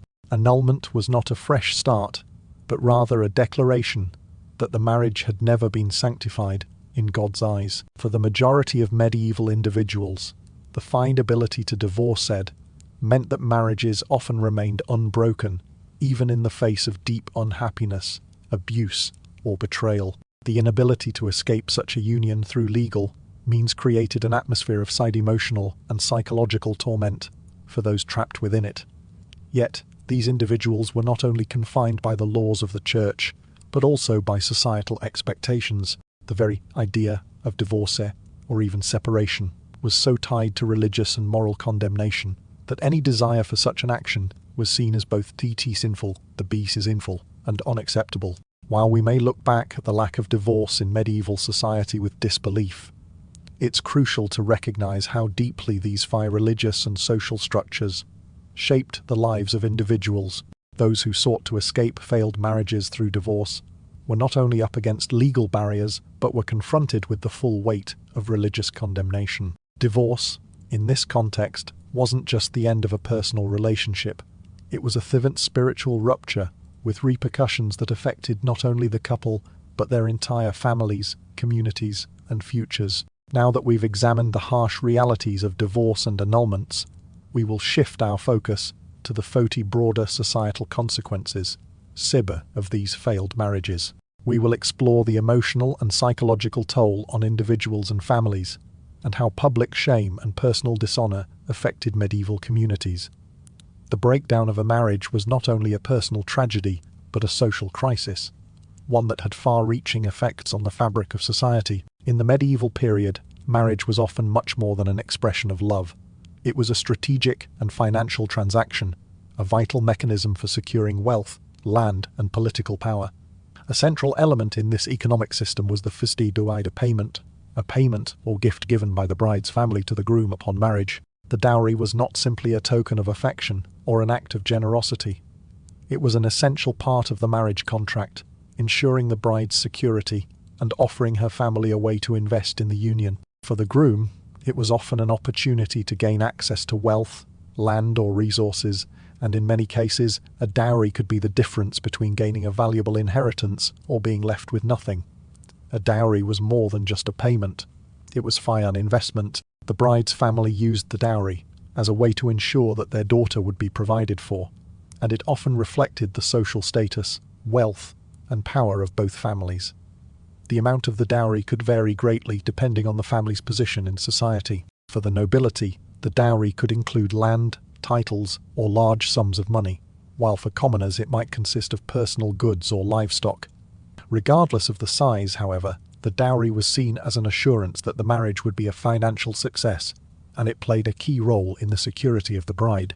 However, dowries were not just a guarantee for the bride, they were also a means of social mobility for the groom. Marrying into wealth or land was one of the most direct ways for a man to increase his influence, secure his position, and elevate his social standing. For poorer grooms, the dowry might represent their best opportunity to gain the land, power, or connections they needed.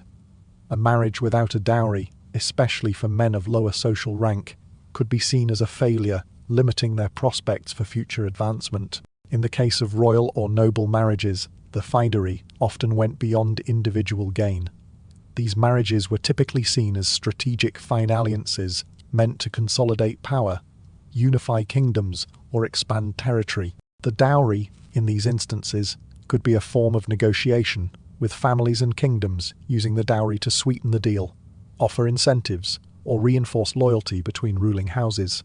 In these situations, the marriage was far less about the emotional connection between the bride and groom and more about political strategy. The dowry served as both an economic and political tool, an essential part of the larger Thevenny machinery of power. However, the system of dowries was fraught with risk. The financial stakes were high, and failure could lead to devastating consequences.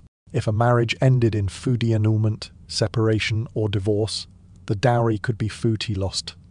A woman's financial security and future were often tied to this lump sum of money or property, and the dissolution of her marriage often meant the loss of her wealth. This was especially tragic for women, whose social status and personal worth were often inextricably linked to their marriages.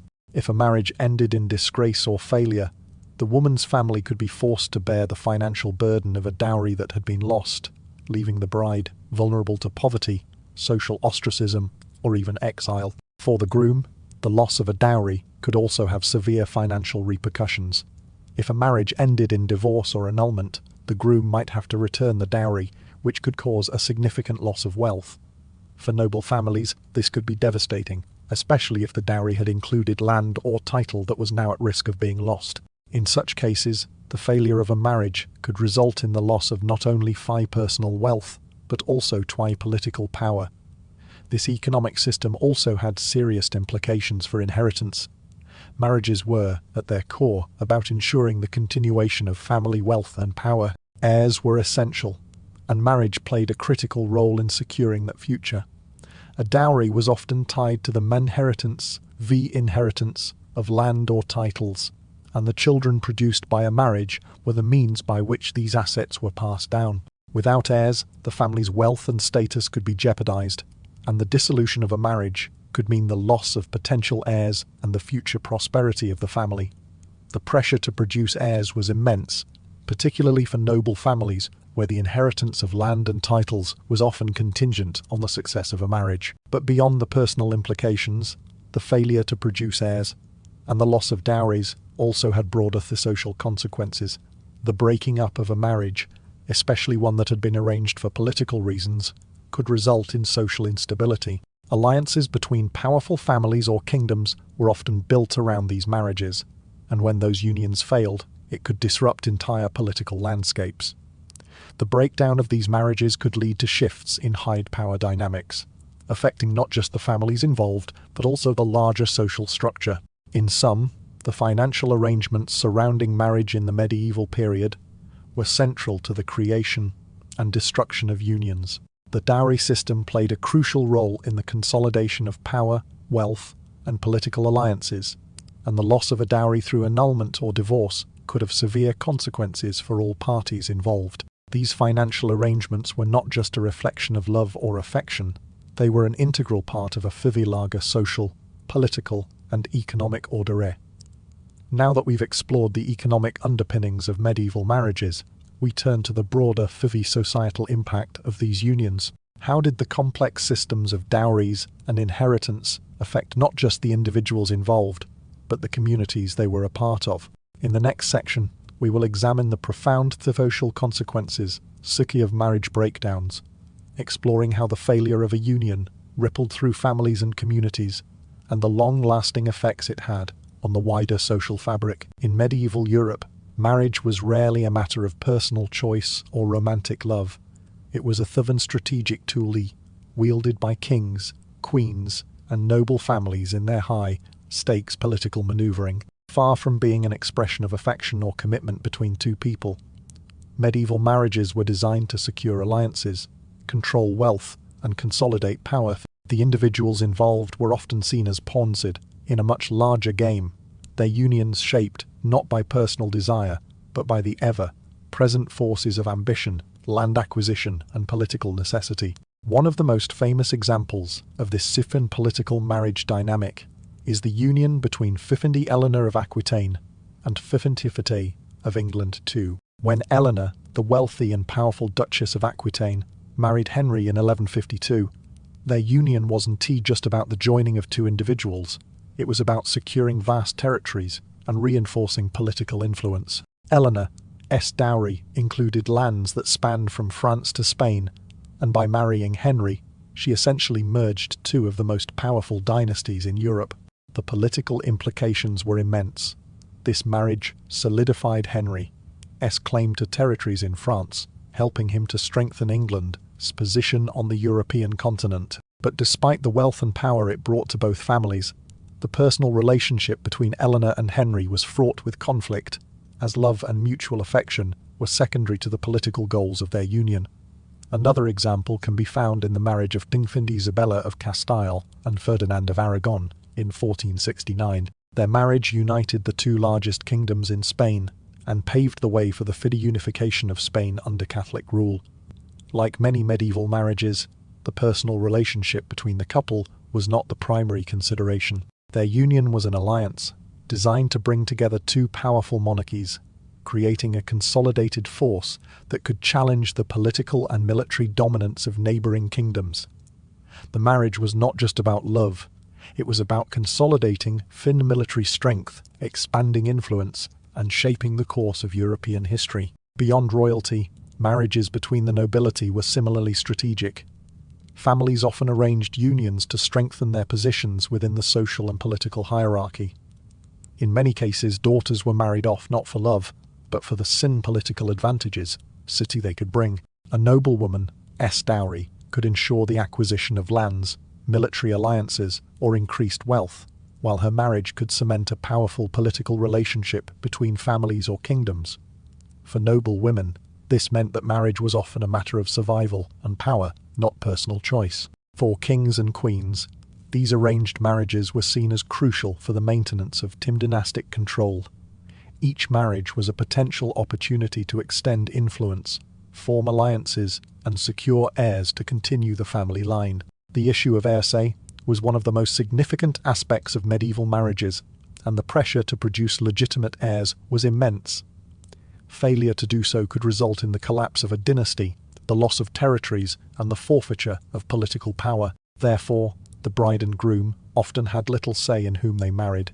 Those decisions were made by the family, advisors, or in the case of royalty, often by political considerations that had nothing to do with personal preferences. The psychological toll on individuals caught in these political marriages was significant. They were often forced into relationships with people they barely knew, much less loved, and their personal feelings were rarely considered in the greater political equation. Women, in particular, were often sacrificed as part of these political strategies. Their emotional well-being, personal desires, and even their happiness were secondary to the political importance of the marriage. This was especially true for royal and noble women, who were often seen as valuable assets in the marriage market. Their roles as wives and mothers were essential for the continuation of their family's power, but their personal happiness and autonomy were often ignored. In the case of royal marriages, the power dynamics were even more extreme. Monarchs used marriage not just to secure their own power, but to manipulate and control other royal families, nobility, and entire regions. Marriages could shift the balance of power, spark wars, and even create new kingdoms. One of the most significant ways monarchs controlled power through marriage was by marrying off children, often at very young ages, to strengthen dynastic ties. These marriages were political suiti tools, used to extend family influence across Europe. Having explored how medieval marriages were used as political tools to consolidate power, we now turn to the physical toll. These marriages took on the individuals involved, particularly the women, who were often the ones sacrificed in the name of political strategy. In the next section, we will examine how these unions impacted the personal lives and well-being of those involved, particularly the psychological and emotional strain faced by women who were married off for dynastic reasons rather than love. While political marriages in the medieval period often brought power, wealth, and influence, the personal toll on those involved, especially women, was immense. For many women, marriage was not a choice or a partnership built on love, but a thin life sentence led by political alliances and family interests. These marriages were often arranged with the sole purpose of securing alliances, acquiring land, and ensuring the continuation of royal or noble bloodlines. Women, especially those in royal or noble families, were frequently reduced to mere vessels, tools of political strategy, rather than individuals with their own desires or needs.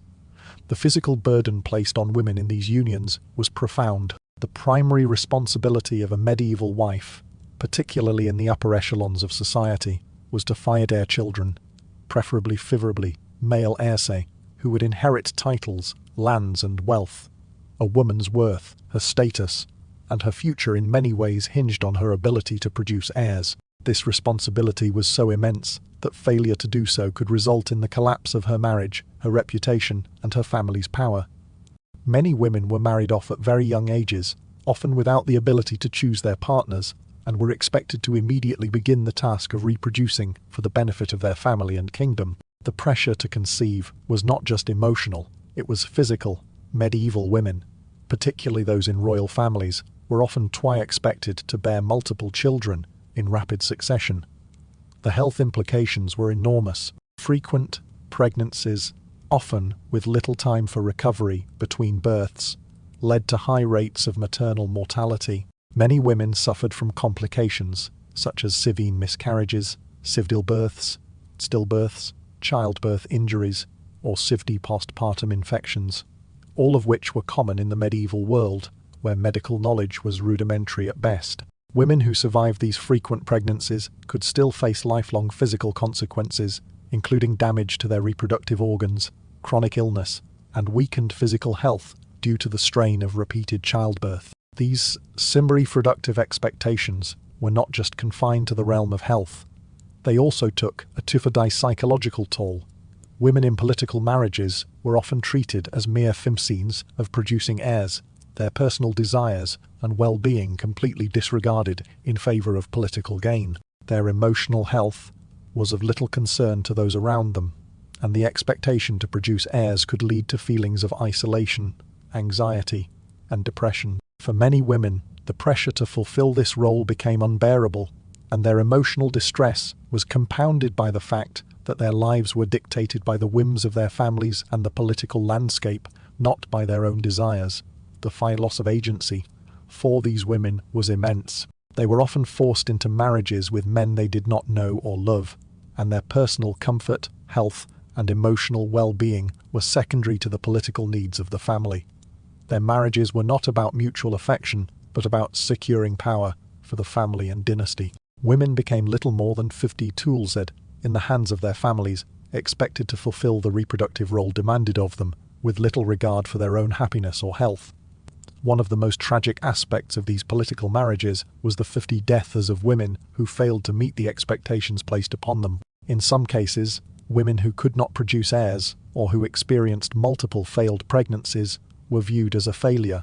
In a world where status was so heavily tied to fertility, this could lead to exile, divorce, or in the worst cases, abandonment. Women were often blamed for the failure of the marriage, even when the problem lay with the husband. But the physical toll of childbirth and pregnancy remained the primary burden. Beyond the personal suffering, the political impact of these marriages cannot be underestimated. The failure of a woman to produce heirs could lead to the dissolution of political alliances, loss of land, or the destabilization of power structures. In many cases, this meant that the entire family's future rested on the shoulders of the woman. Yet the responsibility was entirely hers, regardless of the conditions surrounding her physical and emotional health. While these marriages were often celebrated in the courts and among political circles for their power and success, the human cost for those involved, particularly the women, was devastating. For many women in medieval royal and noble families, marriage was an fifistai ordeal, a continual cycle of childbirth, emotional distress, and personal sacrifice, all for the sake of political gain. With the physical and emotional toll of these political unions now clear, we will next explore how these marriages played a pivotal role in the preservation of medieval empire and kingdoms. We will look at how marriages were used to secure not just individual power, but entire realms, often with devastating consequences for the lives of those caught in their grip. Throughout history, some marriages have not only shaped the fates of individuals, but altered the course of entire kingdoms, empires, and civilizations. In the medieval period, marriages were more than personal unions. They were strategic alliances, that could change political landscapes, redraw borders, and determine the outcomes of wars. These marriages were not simply about love or affection, but about civil power, legacy, and dynastic survival. Some of the most significant marriages in history were the result of political strategy, with consequences so far-reaching that they influenced the development of nations and the course of history itself. One of the most iconic examples of a marriage that changed history is the union of Sivan Eleanor of Aquitaine and Pfeiffer Henry II in 1152. Eleanor, one of the wealthiest and most powerful women in Europe, brought a vast inheritance of land in France into her marriage with Henry, which greatly strengthened his position as king. However, this marriage was not just about the accumulation of land. It was about civil power dynamics. Eleanor's inheritance not only added enormous wealth to the English crown, but also allowed Henry to expand his territories into France, ultimately creating one of the largest and most powerful kingdoms in Europe at the time. Their union also led to political alliances, not just within Europe, but with the future of European diplomacy in mind. Yet, despite the monumental political benefits, the personal relationship between Eleanor and Henry was fraught with tension, betrayal, and conflict, with Eleanor eventually being imprisoned by Henry for her support of their rebellious sons.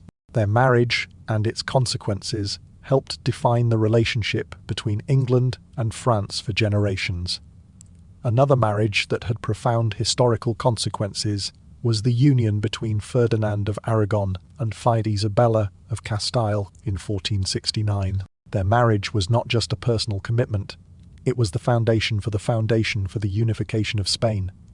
The union brought together two of the most powerful kingdoms on the Iberian Peninsula, and their combined strength transformed Spain into a dominant European power. Their marriage also had far-reaching effects on global history. It led to the sponsorship of Christopher Columbus's voyage to the New World in 1492, a decision that set the stage for the stage of exploration and the subsequent colonization of the Americas. Without the political union of Ferdinand and Isabella, Spain would not have been in the position to embark on such an ambitious exploration, nor would it have had the resources to support such a monumental undertaking. Their marriage, therefore, did not just unite two monarchs, it united an entire nation and propelled it to the forefront of world history. The Habsburg dynasty, another significant political force in medieval and early modern Europe, owes much of its rise to strategic marriages. One of the most famous of these was the marriage between Maximilian I of Austria and Fimari of Burgundy in 1477. This marriage united two powerful families and brought the vast wealth of the 50 Burgundian territories into the Habsburg fold. Over time, the Habsburgs used their political marriages to secure control over much of Europe, including territories in Spain, the Netherlands, Italy, and the Holy Roman Empire. The phrase, "the sun never sets on the Habsburg Empire," became a symbol of their vast dominion, all made possible through 33 carefully arranged marriages that brought together the ruling families of Europe. The marriage between Maximilian and Mary was one of many that demonstrated the power of political unions in shaping the future of entire regions. In England, the marriage of Richard II and Toynan of Bohemia in 1382 was another key union that had significant historical consequences. Richard's marriage to Anne, though relatively short-lived, was part of a broader effort to strengthen England's ties with Central Europe and the Saudi Holy Roman Empire. While their marriage did not directly result in territorial expansion, it was seen as a means to align England with powerful allies on the continent. As Richard faced internal conflicts and the early stirrings of the Fid-Lancastrian rebellion seethed, the marriage also set a precedent for future dynastic marriages, as England increasingly relied on strategic unions to secure political and military support. The battle for the English throne during the Wars of the Roses was deeply influenced by political marriages, with rival factions using matrimonial alliances to secure their claim to the throne. For example, the marriage of Fivan Elizabeth Woodville and Edward IV of England in 1464 was one such pivotal union. Elizabeth, a widow with two young children, was from a family that had supported the opposing Lancastrian cause, yet her marriage to Edward solidified his rule. The union not only helped to bring peace to the kingdom temporarily, but also placed Elizabeth's children in line to the throne, with her son becoming Fidi Edward III, albeit for a brief time. Elizabeth's marriage to Edward exemplified how marriages were used to mend rifts in the realm, but also how they could be manipulated to secure control over the throne. The importance of these marriages cannot be overstated. Each union carried immense political weight and was the result of strategic calculations designed to increase power, land, and influence. These were not personal unions but rather sifty political tools, weapons used by kings, queens, and noble families to shape the future of their countries, influence wars, and determine the fate of entire nations. The consequences of these marriages went far beyond the individuals involved. They affected the course of entire civilizations. As we've seen, these marriages were far from ordinary. They were sacrifices, arrangements made for the good of dynasties, often involving personal sacrifices and deeply uncomfortable unions. Now that we've explored how royal marriages changed the course of history, we shift our focus to the spiritual and cultural impact these unions had on medieval society and religion. What did these political marriages mean for the broader cultural and religious landscape? How did the Church view such alliances, and how were marriages between monarchs intertwined with religious practices and beliefs? I'll examine the profound cultural and spiritual consequences these marriages had on society in the next section. In medieval Europe, the Church was not just a spiritual institution, it was a powerful force that shaped the very fabric of society, dictating the rules and regulations governing nearly every aspect of life. Marriage, perhaps more than any other institution, was firmly under the control of the Church. It was not just a social contract between individuals or families, it was a sacred sacrament in the eyes of the Church, which viewed it as a divine covenant, binding the couple not just to each other but to God. The Church's monopoly on marriage laws meant that its teachings and doctrines were the primary force governing who could marry, when, and under what conditions. The Church's power over marriage was rooted in its belief that marriage was one of the 7 sacraments through which individuals could obtain spiritual grace. Unlike in modern times, where marriage is primarily seen as a personal or legal arrangement, the Church in the medieval period regarded it as a deeply sacred act. The spiritual dimensions of marriage were not just about the union of 2 people, but about fulfilling God's divine plan for procreation, family life, and social order. As the official arbiter of marriage, the Church defined what constituted a valid marriage, and its laws took precedence over any secular legal system. Perhaps the most significant power the Church held over marriage was its find ban on divorce said. In medieval society, once a marriage was consummated, it was considered fivediv indissoluble, a lifelong commitment in the eyes of God. Divorcee was not only discouraged, it was outright prohibited by the Church. The idea that a marriage could be dissolved, except under extreme circumstances, such as the death of one of the spouses, was seen as a violation of divine law. Couples who found themselves in unhappy marriages, or who were married for purely political or economic reasons, were left with little recourse. The Church's doctrine emphasized the finsanctity of marriage, placing it beyond the reach of human authority to dissolve. This signed absolute control of the Church over marriage meant that the Sinai Church's teachings shaped not just the legality of marriages, but also the signed moral and spiritual expectations surrounding them. For example, the Church required that marriages be publicly recognized, often requiring the couple to be married in front of a priest and witnesses. This was not just a formality, it was a spiritual act that publicly affirmed the couple's commitment to one another and to God. The church ceremony, with its sacred vows and blessings, was seen as essential for the marriage to be considered valid in the eyes of the Church. The Church also played a role in defining who could marry. Certain finkinship taisiwa were prohibited, such as marriages between close relatives. These rules were based on both religious and social considerations, with the Church asserting that marriages between close relatives were sinful and would not be recognized. This control extended to age restrictions. The Church often set minimum ages for marriage, ensuring that marriages did not occur between individuals who were deemed too young to understand the responsibilities of marriage. These regulations were designed to preserve social order and ensure that the sacrament of marriage was treated with the respect and seriousness it deserved. But perhaps the most significant influence of the Church in the realm of marriage was its CV morality. The Church defined what was considered TV proper conduct in a marriage, how a couple should treat one another, the roles of husband and wife, and the sacred duties of parenthood. The Church's teachings reinforced the idea that a wife's role was to be a supportive partner to her husband, raising children and managing the household.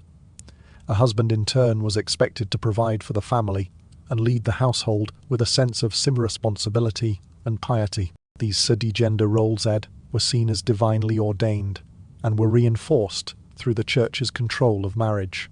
A failure to live up to these roles was often seen as a failure to fulfill one's signed spiritual duties, and the consequences could be severe, ranging from social ostracism to spiritual condemnation. The Church's authority over marriage also had profound implications for social and political life in medieval society.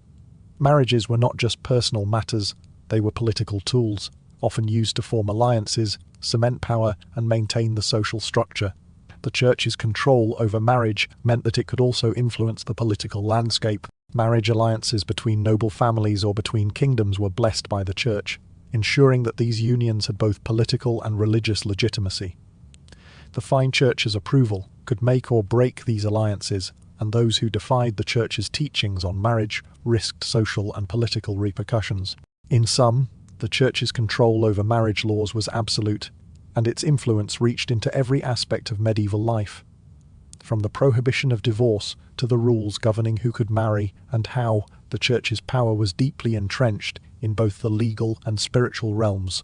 This control shaped not only the personal lives of individuals, but also the social and political order of medieval society.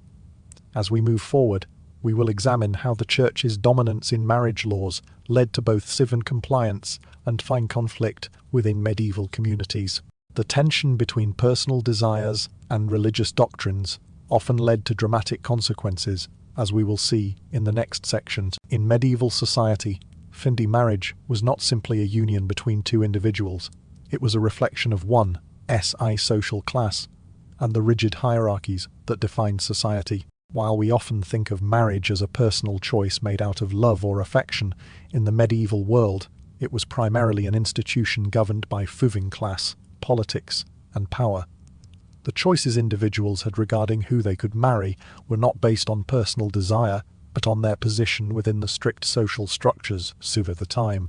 At the highest levels of society, particularly among the Thavai nobility and Thavi royalty, marriage was not a private or emotional affair. It was a thifati political tool. Marriages among the noble and royal classes were often arranged for the express purpose of securing fendi alliances, acquiring wealth, or consolidating power. Love and personal happiness were secondary considerations. For example, the marriage between fine Eleanor of Aquitaine and fine Henry II of England in 1152 was not about romantic love. It was about the unification of territories and the expansion of influence. The dowries and territorial acquisitions that came with such marriages were seen as investments in a family's future, and the individuals involved were expected to carry out their roles as political agents. For the Find peasantry and the Findi lower classes, marriage was often more about civil survival than politics. In these communities, the idea of a romantic or idealistic marriage was far removed from reality. People married to ensure financial stability, secure labour, and economic security. Peasants often formed alliances through marriage to maintain their lands, secure work, and protect their families from hardship.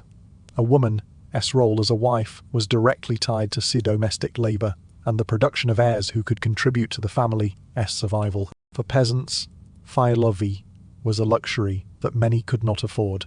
Survival was the priority, and marriage was a tool to ensure that survival. The divide between the wealthy and the poor created a rigid caste system, where the ability to choose a marriage partner was often dictated by Fideones station in life.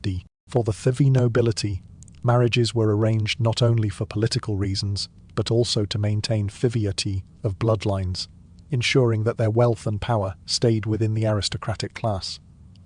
Social mobility through marriage was theoretically possible, but for the most part, Fivi marriages within one's class were the norm. A commoner had little hope of marrying into the nobility, and the barriers to such an alliance were steep, with class divisions being seen as natural and immovable.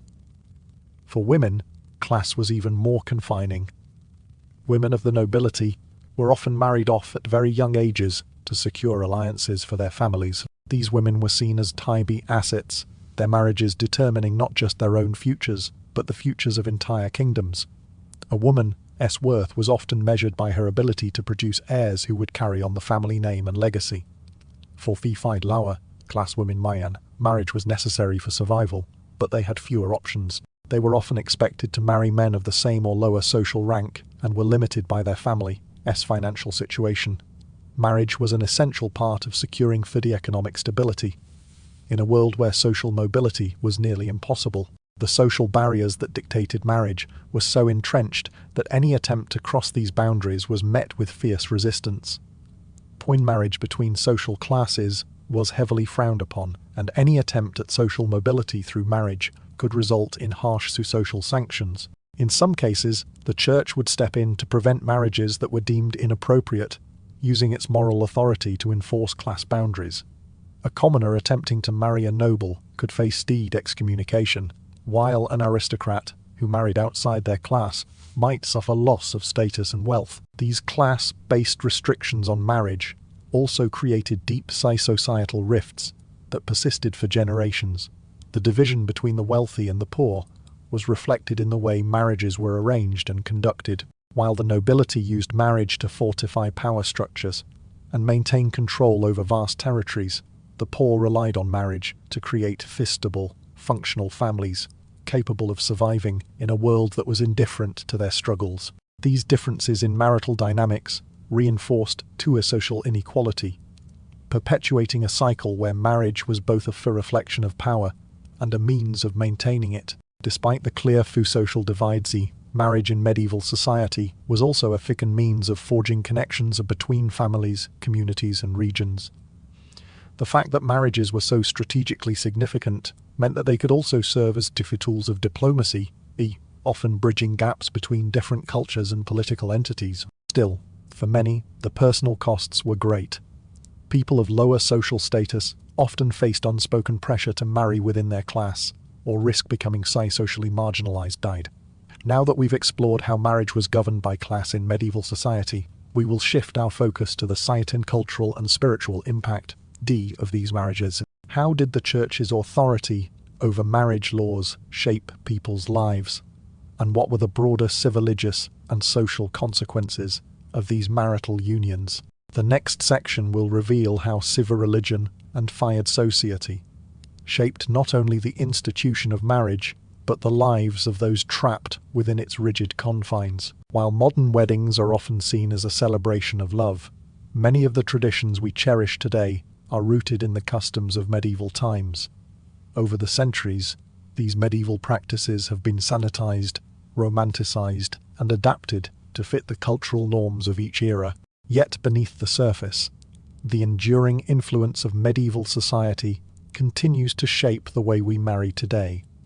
From the fine white wedding dress to the thuvy exchange of vows, many of the most recognizable elements of modern weddings trace their origins back to the medieval period. One of the most iconic wedding traditions, the thuvy white wedding dress, has a direct connection to the medieval period. While the white dress may seem like a symbol of purity and love, its origins lie in the thuvy marriage of Queen Victoria of England to Prince Albert in 1840. Victoria's choice of white, rather than the more common rich colours of the time, was seen as revolutionary. However, the idea of a bride wearing a thuvy distinctive gown to mark her wedding has much earlier roots in medieval Europe. In the Middle Ages, brides wore their fiddy best clothes, often in rich colours like fiddy blue or reddy, symbolising both wealth and status. The idea of a special gown for the bride, however, was already taking shape in the medieval period, though it was not always white. The exchange of wedding rings, another key element of modern ceremonies, also has medieval roots. The tradition of giving a ring to symbolise eternal love can be traced back to ancient times, but it was during the medieval period that it became more firmly associated with marriage. Rings were often exchanged as symbols of commitment, with the belief that the circle represented eternal love, with no beginning or end. By the late medieval period, it had become common for couples to exchange thuvy gold rings during the ceremony. The use of rings to bind couples together spiritually was reinforced by the Christian Church, which emphasized the importance of the Christian sacrament of marriage. Similarly, the tradition of the Christian bride's veil also dates back to the medieval period. In medieval times, the veil was often worn to protect the bride from southern evil spirits. It was believed that covering the bride's face would shield her from malevolent forces that might attempt to interfere with the marriage. The veil was also associated with virginity and modesty, symbolizing the purity of the bride and her transition into married life. Over time, the veil became less about spiritual protection and more about tradition and romantic symbolism, but its medieval roots are still evident in modern ceremonies. Another significant medieval influence on modern weddings is the thuvy giving away the bride. This tradition is a direct descendant of the medieval practice of the bride being given by her father as part of the marriage contract. In medieval times, marriages were often arranged for political, economic, or social reasons, and the bride's family had a significant role in negotiating the terms of the union. The act of giving away the bride symbolized the transfer of ownership from her father to her husband. While this practice has evolved and lost much of its original meaning, it remains a powerful symbol of the father's blessing and the couple's new life together. The wedding vows, another central element of modern weddings, have their origins in medieval Christian ceremonies.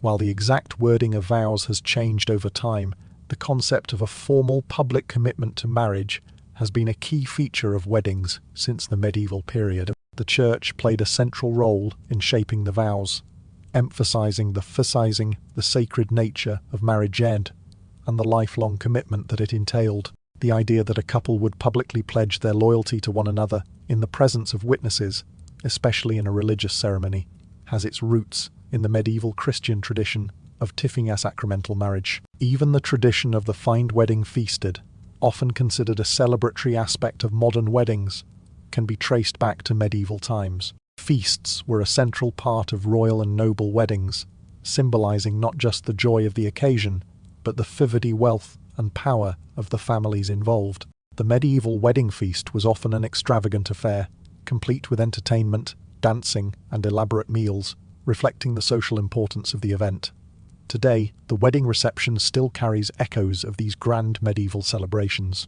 Modern weddings may look different from their medieval counterparts, but many of the sudi, customs and rituals we associate with today's ceremonies have their origins in the medieval period. Over the centuries, these traditions have been shaped by changing social and cultural norms, but their medieval roots are still present in the way we marry today. From the fine wedding dress to the fire-ring exchange to the fivowsid, the legacy of medieval marriage customs is woven into the fabric of modern weddings, ensuring that the spirit of the past lives on in one of the most important milestones in life. Having explored how medieval customs have survived into modern weddings, we now turn our attention to the Fidarka side of these traditions. While many of these practices may seem romantic or quaint, there are still hidden elements of medieval marriage rituals that continue to influence contemporary relationships. In the next section, we will explore how the legacy of medieval marriages still shapes modern attitudes toward love, commitment, and societal expectations. Though society has changed dramatically since the medieval period, the fear of civil marital failure still lingers in modern culture. In medieval times, marriage was not just a personal commitment, but a societal and religious contract fraught with anxiety about honor, status, and divine approval. While we no longer live under the strict moral laws of the church or face public shame and find excommunication for marital issues, the psychological and emotional pressure to succeed in marriage remains remarkably similar. Today, the fear of failure within marriage may not be rooted in religious doctrine, but it is deeply embedded in our collective psyche, shaping how we approach relationships, commitment, and even the idea of civil divorce. In the medieval period, marriages were often more about civil social survival than love. The idea of failing to meet one's marital duties could result in public disgrace, with individuals facing serious consequences such as exile, loss of family status, and financial ruin. Women, in particular, were viewed as having their worth bound to their ability to fulfill their role in marriage, bearing children and maintaining the family's honor. The fear of infertility, non-consummation, or failure to produce heirs was not just a personal concern, but a cultural catastrophe. These fears were religiously enforced, with the church's teachings casting marital failure as a moral failure, a sin that could lead to spiritual damnation.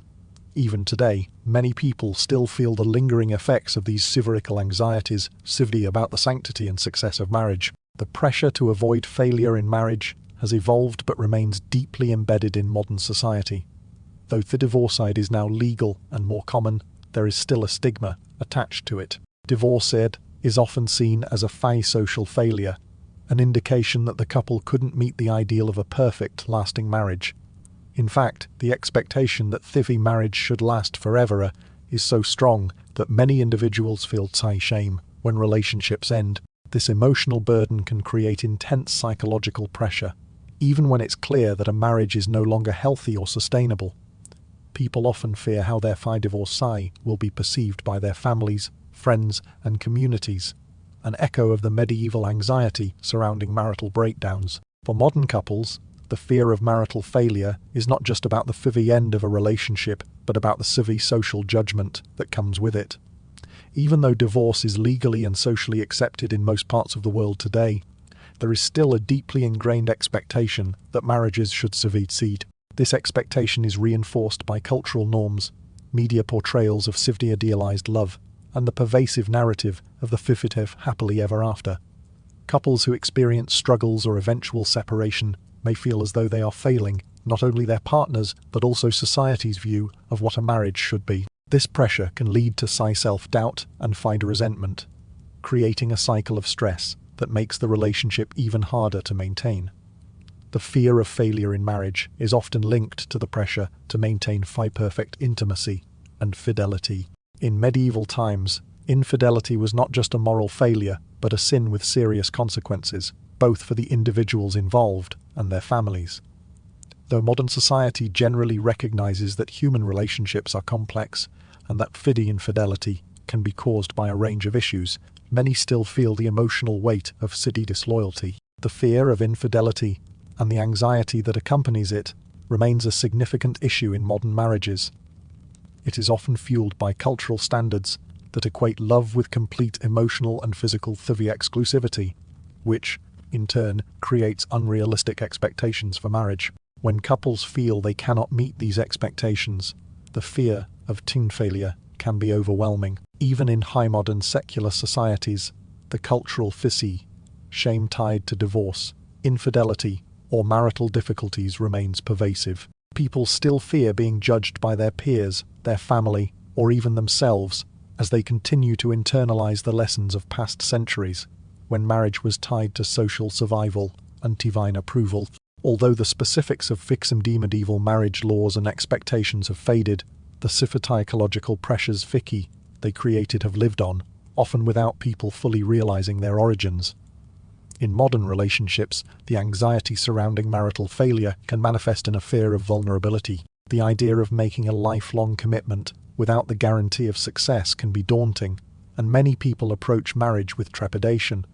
The idea of perfection, having a successful marriage with no conflict, no struggles, remains deeply ingrained. And when inevitable challenges arise, some couples may feel as though they are failing, even though difficulties are a natural part of any relationship.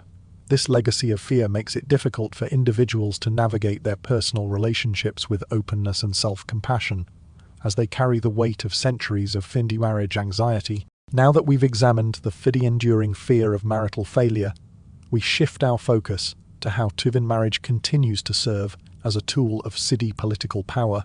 While marriage in modern society may appear to be a personal affair, it still holds deep political and cultural significance, often serving as a means of controlling power and fine-tuning societal norms. In the next section, we will explore how marriage continues to play a central role in the mighty preservation of political power and social structure, even in the modern age. While marriage in the modern world may seem like a personal and romantic union between two individuals, it is still, in many cases, a tool of power and influence, just as it was in the medieval period. In medieval times, marriage was often used as a strategic tool to secure alliances, consolidate wealth, and maintain or expand power. While the direct political motives of these unions may no longer dominate modern marriages, the underlying mechanisms of using marriage for social mobility, financial security, and political advantage remain just as relevant today. The practices may have evolved, but the core motivations, using marriage as a means to manipulate power, have endured through the centuries. In medieval Europe, marriages between noble families or monarchs were often arranged not out of love or affection, but to ensure control over territories, wealth, and military strength.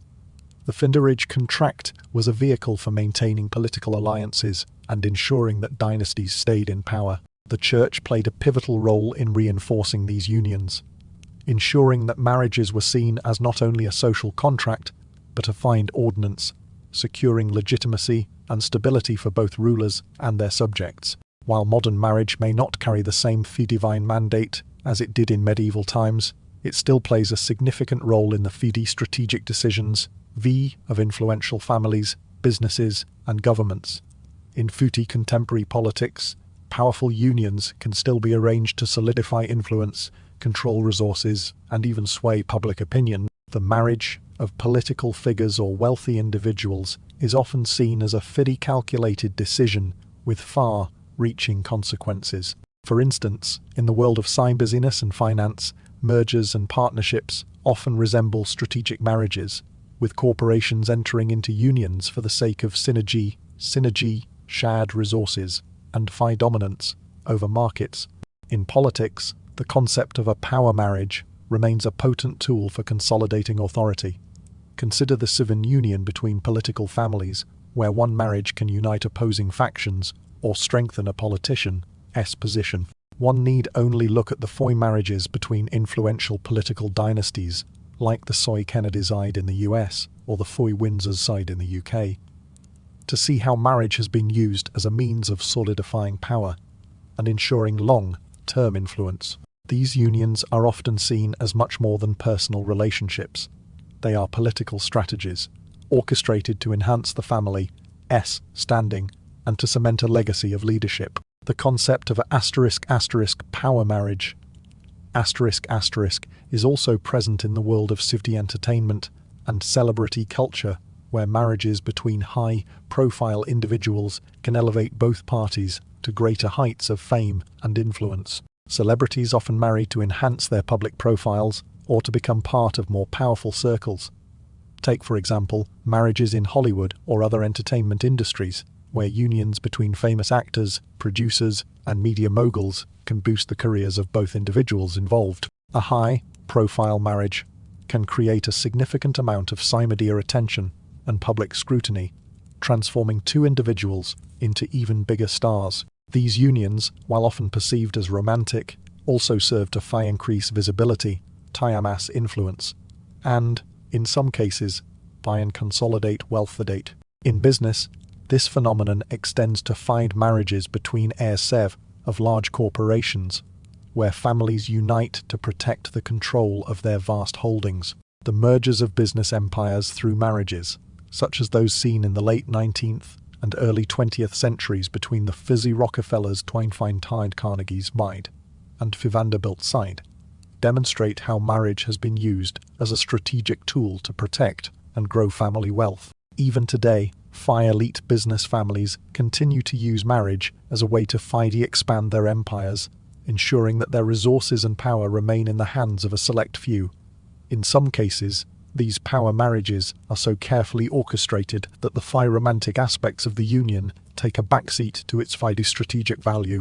The weddings of today, often seen as a celebration of love and commitment, can also serve as a political spectacle.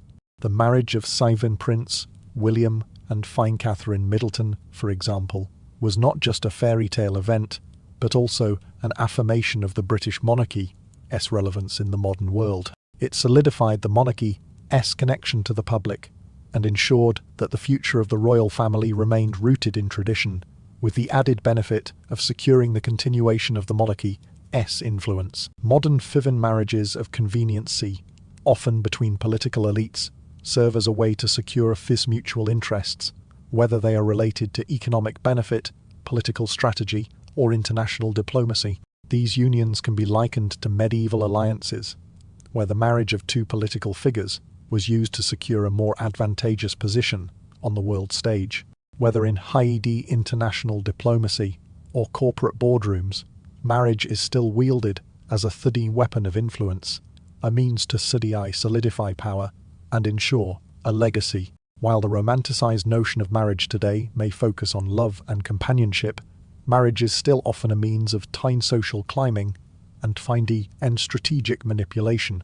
The enduring use of marriage as a tool for power consolidation reflects how ancient practices and motivations continue to shape the modern world. Though no longer governed by the strict doctrines of medieval religion, marriage still serves as a critical instrument for social control, enabling individuals and families to exert influence, protect resources, and ensure that power remains in the right hands. Having explored the ongoing role of marriage as a tool for power, we now turn our focus to the TV psychological and cultural impact of medieval marriage customs.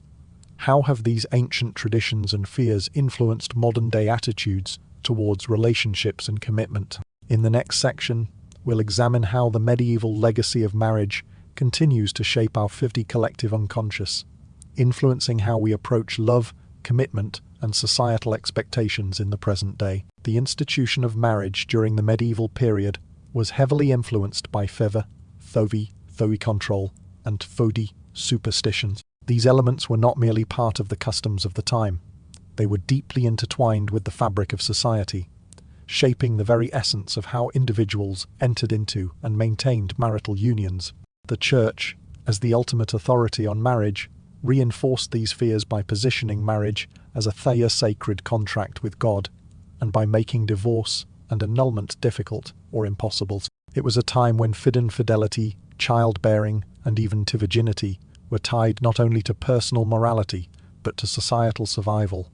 While medieval laws and customs are no longer in place today, the psychological impact of these centuries, old practices still resonates deeply in modern society. In medieval times, the fear of failure in marriage was often rooted in religious and social consequences.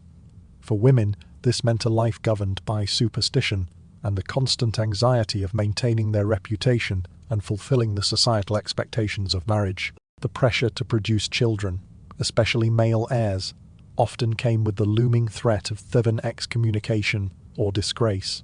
The fear of infertility was not just about a personal setback, it was a spiritual failure tied to the belief that an unconsummated marriage or the inability to bear children could be a sign of divine disfavor. This created an atmosphere where the psychological burden of side in marriage was not just about fulfilling one's role within a family, but about fulfilling an eternal duty to society and God. Even today, the psychological impact of these fears can be seen in modern relationships. In contemporary marriages, the fear of infidelity is still a dominant force, often based on deep-seated anxieties, societal judgment, and personal worth. The pressure to maintain loyalty and exclusivity in modern relationships stems from this medieval foundation, where infidelity was viewed not just as a personal transgression, but as a disruption of social order. The belief that a failure in marriage equates to a moral or spiritual breakdown has carried over into modern-day fears about divorce, and the stigma that still surrounds the end of a marriage reflects centuries of ingrained beliefs about the sanctity of marriage and its consequences. The medieval period also entrenched gender roles in marriage, assigning rigid expectations to both husbands and wives. These roles were enforced, not only by the church but by social norms that left little room for deviation. The husband's role as the provider and head of the household, and the wife's role as the caretaker and childbearer, were seen as divinely ordained. These traditional gender expectations continue to affect modern marriages, where men and women often feel a psychological pressure to conform to roles that may no longer align with their desires or personal strengths. Women, in particular, continue to feel the burden of proving their worth through traditional roles, despite social progress toward gender equality. The fear of being seen as an inadequate wife or mother, rooted in medieval expectations, still causes emotional turmoil for many in today's society. Another pervasive fear rooted in medieval marriage customs is the pressure to conform to the ideal of a successful, lasting relationship. In the Middle Ages, the fear of divorce or annulment was not just about personal failure, it was about the collapse of entire family structure and the loss of social status. Today, the societal pressure to maintain a perfect marriage, with its expectation of lifelong commitment, continues to weigh heavily on couples. The divorce stigma is still present in many cultures, with people fearing public judgment and personal shame when a marriage ends. This anxiety can prevent couples from seeking help when needed, as they fear that doing so will signal the failure of their union, much like in medieval times, when marital failure could lead to excommunication and loss of social standing. Even the idea of marital success is deeply tied to medieval perceptions. In the medieval world, success was often defined by the ability to fulfill marital duties, to be fertile, to remain loyal, and to uphold one's societal roles. In modern times, marriage success is often measured by the same standards of longevity and commitment, with society placing undue pressure on couples to never separate. This enduring psychological pressure manifests in the form of anxiety, as people fear that they will be seen as failures if they cannot meet these socially constructed ideals of marital perfection. Despite the absence of medieval laws and customs, the psychological burden they placed on individuals still affects us today. Fear of failure, infidelity, and fidelity and fine adequacy continues to haunt modern relationships, showing that the fades of medieval marital customs is alive in the collective unconscious. These fears are often invisible, buried beneath the surface of contemporary marriage expectations, but their influence is undeniable. As we continue to navigate the complexities of modern relationships, we must acknowledge the ways in which the fiancient fears and tangent fears and controls SEP from the medieval period continue to shape our perceptions and behaviors. Now that we've explored the psychological legacy of medieval marriages, we will shift our focus to the philosophical implications of marriage, both historically and in the modern world. How has our understanding of marriage evolved, and what does it mean for us today? In the next section, we'll delve into the deeper, philosophical, and existential questions surrounding the institution of marriage and how it continues to influence modern thinking about love, commitment, and the nature of human relationships. The institution of marriage has undergone a profound evolution over the centuries, but at its core, it remains a deeply ingrained social construct. What began as a practical, economic, and political arrangement has, in many ways, shifted into a personal commitment grounded in love and companionship. Yet, despite these philosophical shifts, the fundamental motivations behind marriage, power, survival, and duty, continue to echo through modern unions, often influencing relationships in ways we may not fully recognize. In the medieval period, marriage was first and foremost about survival. For the nobility, it was about securing power and wealth, ensuring that families remained intact and dynasties were upheld. Marriage was also about forming fond political alliances. Safety, love was rarely, if ever, a consideration. Women, in particular, were often seen as vessels for producing heirs, and their marriages were arranged to secure property and titles. In this context, marriage was an institution that dictated fidei, both to one's family and to society. The Church, as the ultimate authority, reinforced this by positioning marriage as a theia sacrament, the sanctity of which was tied to a couple's adherence to divine and social obligations. Over the centuries, marriage has gradually evolved from this pseudo-pragmatic survival tool into an institution based on romantic love, or at least the ideal of it. In the modern world, the dominant narrative around marriage revolves around fixis and companionate love. Marriage is now viewed as a partnership based on mutual affection, shared goals, and emotional connection. This philosophical shift reflects broader societal changes, such as the decline of feudalism, the rise of individualism, and the changing role of women in both public and private spheres. The Romantic movement of the 18th and 19th centuries played a pivotal role in reshaping marriage. As society began to place more value on fine personal happiness and individual autonomy, the idea of side-love as the foundation of marriage gained ground. The rise of personal choice in marriage choices signified a radical departure from the medieval tradition of arranging marriages for political or economic reasons. In fact, fall became a precondition for marriage, and the idea of marrying for anything other than love came to be viewed as backward or outdated. Modern marriages are often seen as symbolic of thividom, the freedom to choose a partner based on affection, compatibility, and shared ideals. Yet, even with this shift toward love and companionship, the modern marriage still carries echoes of its medieval origins. The pressure to cede in marriage, for example, remains intense, even in a world where divorce is more accepted than in the past. The desire to maintain stability, the need for economic security, and the expectation of fulfilling gendered roles within the relationship all continue to shape modern unions, albeit in more subtle ways. Marriage is often still viewed as a fey contract, albeit one centered around emotional fulfillment, where the civil-social contract still influences decisions, from the expectations placed on couples to the idea that marriage should result in long-term commitment. The continued role of social expectation in marriage underscores how modern unions still adhere to the principles of duty and survival that were central to their medieval counterparts.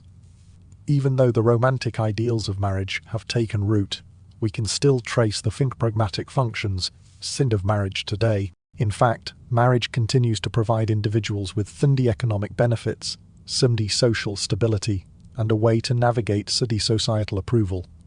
These factors may not always be at the forefront of modern marriage vows, but they still underpin the institution, making it more complex than simply a union based on love. Moreover, gender roles in marriage, though increasingly fluid in modern times, still reflect historical divisions that shaped medieval unions.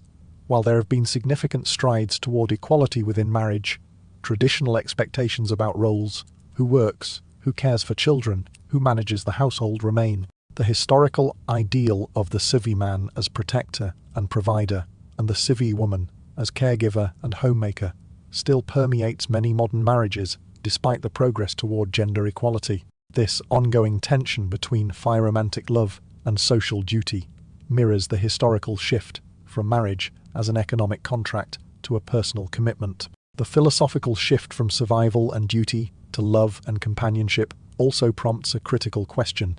Has marriage truly evolved, or is it merely a civvy repackaging of the same ancient principles?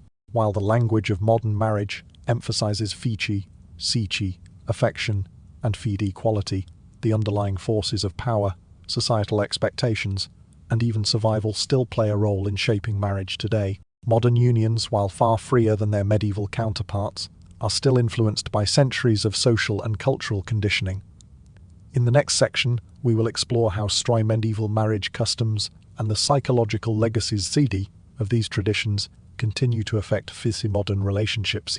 We will also consider how contemporary marriages continue to be shaped by deep-seated fears and fide expectations that date back to a time when marriage was primarily about survival, power, and control. The deep-rooted connection between medieval customs and modern-day marital psychology offers a fascinating lens through which to examine the enduring mysteries of marriage in the present day. As we look back on the journey through medieval marriages and their deep, often eerie customs, we are left to reflect on how these ancient practices continue to reverberate through modern society. The medieval period was a time where marriage was entwined with subentwined fair fide control and fine duty, and while the specifics of those customs have evolved, their psychological, cultural, and social legacies remain with us today. The mysteries that surrounded medieval unions, the fear of the wedding night, the strategic use of marriage for power, and the pressure to fulfill societal expectations still haunt our perceptions of marriage in ways that many of us may not even realize. Take, for example, the deep-rooted anxiety surrounding the wedding night. In medieval times, this was a moment fraught with dread, particularly for brides. The pressure to prove one's virginity, to consummate the marriage, and to fulfill one's role in creating heirs created an atmosphere of intense fear and uncertainty. For women, the wedding night was often not a celebration of love, but a test of duty. While modern weddings may be romanticized as a joyous occasion, the underlying fears of failure, infertility, and fertility, and sexual inadequacy that plagued medieval marriages are still present in subtle ways. Modern couples, particularly women, continue to grapple with the anxiety of sexual performance and the pressure to meet unrealistic expectations of romantic perfection, physical intimacy. The psychological toll that medieval customs placed on individuals, particularly women, has cast a long shadow on contemporary relationships, where similar fears about sexual performance, loyalty, and meeting societal expectations still persist. Moreover, the strategic use of marriage for political and social gain, once a defining characteristic of medieval unions, continues to shape modern relationships. In medieval society, marriage was an instrument of power, wealth, and fine alliances. The idea of using marriage to secure power or solidify family status is no longer as overtly political as it once was, but in many ways, marriage continues to serve similar functions. Today, marriages are still sometimes seen as a means to consolidate social position wealth or fide, wealth, economic security, especially in elite or influential circles. The marriages of political figures, celebrities, and business tycoons often take on an air of strategic partnership. Their unions are scrutinized not just for love, but for the power dynamics they represent. The media, public opinion, and societal expectations continue to enforce this idea, suggesting that who you marry can determine your place in society. These enduring practices show that while the surface level of marriage may have changed, its civic role as a tool for societal positioning is still a prevalent force in the modern world. In addition to the use of marriage for social or political reasons, the fide, religious and cultural control that defined medieval unions continues to influence our collective unconscious. The Church once wielded absolute power over marriage, defining who could marry, when, and under what circumstances. Though secularization has shifted the landscape of marriage, the psychological impact of growing up in a world where marriage was viewed as a divine contract still lingers. For many people, the sanctity of marriage is ingrained as a deeply moral and spiritual obligation, and the fear of marital failure or divorce can still feel like a moral failure. Despite the modern acceptance of divorce, there remains a profound sense of civility failure and fine shame for couples who do not meet the expectations of a lifelong union. This fear of marital collapse, rooted in medieval religious teachings, continues to place a psychological burden on modern relationships, particularly as divorce rates, though high, are still viewed with a degree of social stigma in certain cultures. Perhaps most strikingly, medieval gender roles in marriage, where women were often viewed as little more than vessels for procreation and men as providers and protectors, continue to echo in modern relationships. While significant strides have been made toward gender equality, many of the expectations that medieval societies had for husbands and wives still influence the roles that men and women feel pressured to assume in marriage. The thigh burden of emotional labor, the thigh expectation of childbearing and the persistence of gendered responsibilities in modern marriages reflect the same patriarchal structures that govern medieval unions. Even as relationships evolve, the expectations placed on individuals, especially women, to fulfill traditional roles continue to shape the dynamics of modern marriage. The fear of failure, societal expectations, and the legacy of power in marriage, whether they manifest in anxiety about fidelity, the pressure to conform to gender norms, or the desire to maintain a marriage for status, are deeply connected to medieval customs. While we may no longer live under the rigid laws of the Church, or face the same political consequences for marriage breakdowns, the psychological imprint of these ancient practices remains embedded in our understanding of marriage today. As we reflect on how far marriage has come, from a tool of survival and political strategy to an institution ostensibly based on love and companionship, we must ask ourselves, have we truly moved beyond medieval marriage, or are we still guided by the same fears, pressures, and societal expectations that once dominated the medieval world? The dark truths and superstitions of medieval marriage may have been buried in the past, but their psychological remnants still shape how we view love, commitment, and personal relationships. In closing, we are left with a thought-provoking question. What will marriage look like in the centuries to come? Will it continue to evolve, moving further away from its medieval roots, or will it circle back to some of its earlier functions in society, with power and identity at the core? The future of marriage is unwritten, but its deep, historical past will undoubtedly continue to influence the way we understand love, commitment, and society in the years ahead. As we reach the end of this journey through the mysteries of medieval marriages, it's clear that the institution of marriage has evolved significantly over the centuries. Yet, the deep-seated fears, powers, and superstitions that shaped medieval unions continue to cast long shadows over modern relationships. From the dark anxieties surrounding the wedding night to the strategic use of marriage as a tool for political and economic gain, the medieval period was a time when marriage was governed by Soviet control, duty, and societal obligation. These ancient customs may have been buried under layers of time, but they continue to influence the way we perceive and experience marriage today. Throughout this documentary, we've seen how medieval marriages were shaped by the fear of failure, the failure of the thinking pressure to conform to gendered roles, and the heavy burden of societal expectations. The rituals and superstitions that once dictated who could marry, when, and under what conditions still leave their mark on the typology of modern relationships. Whether it is the continuing fear of infidelity, the societal pressure to maintain lifelong commitment, or the lingering effects of civi-gender roles, city-ember roles, in marriage, the echoes of medieval customs are far from gone. The power dynamics see at play in medieval unions, where marriage was a tool for securing alliances, land, and wealth, are still visible today. While modern couples may choose their partners for love and companionship, marriage continues to function as a third social contract, with societal, economic, and even political implications. The file marriages, said celebrity unions, and fine power marriages, city, while perhaps less overtly political, still reflect the strategic nature of marriage as a means of consolidating influence and wealth. The psychological imprint of these medieval practices, where marriage was never just a personal union but a matter of public concern, remains in the collective unconscious. What is perhaps most intriguing is how these ancient fears and practices continue to shape our understanding of philophiaphag commitment and phi relationships. In a world where sci-bi-personal choice and cyromantic love are supposed to be the foundation of marriage, the invisible pressure to conform to expectations, be it about sexual fidelity, gender roles, or marital success, can still feel as though we are living out the same ancient fears.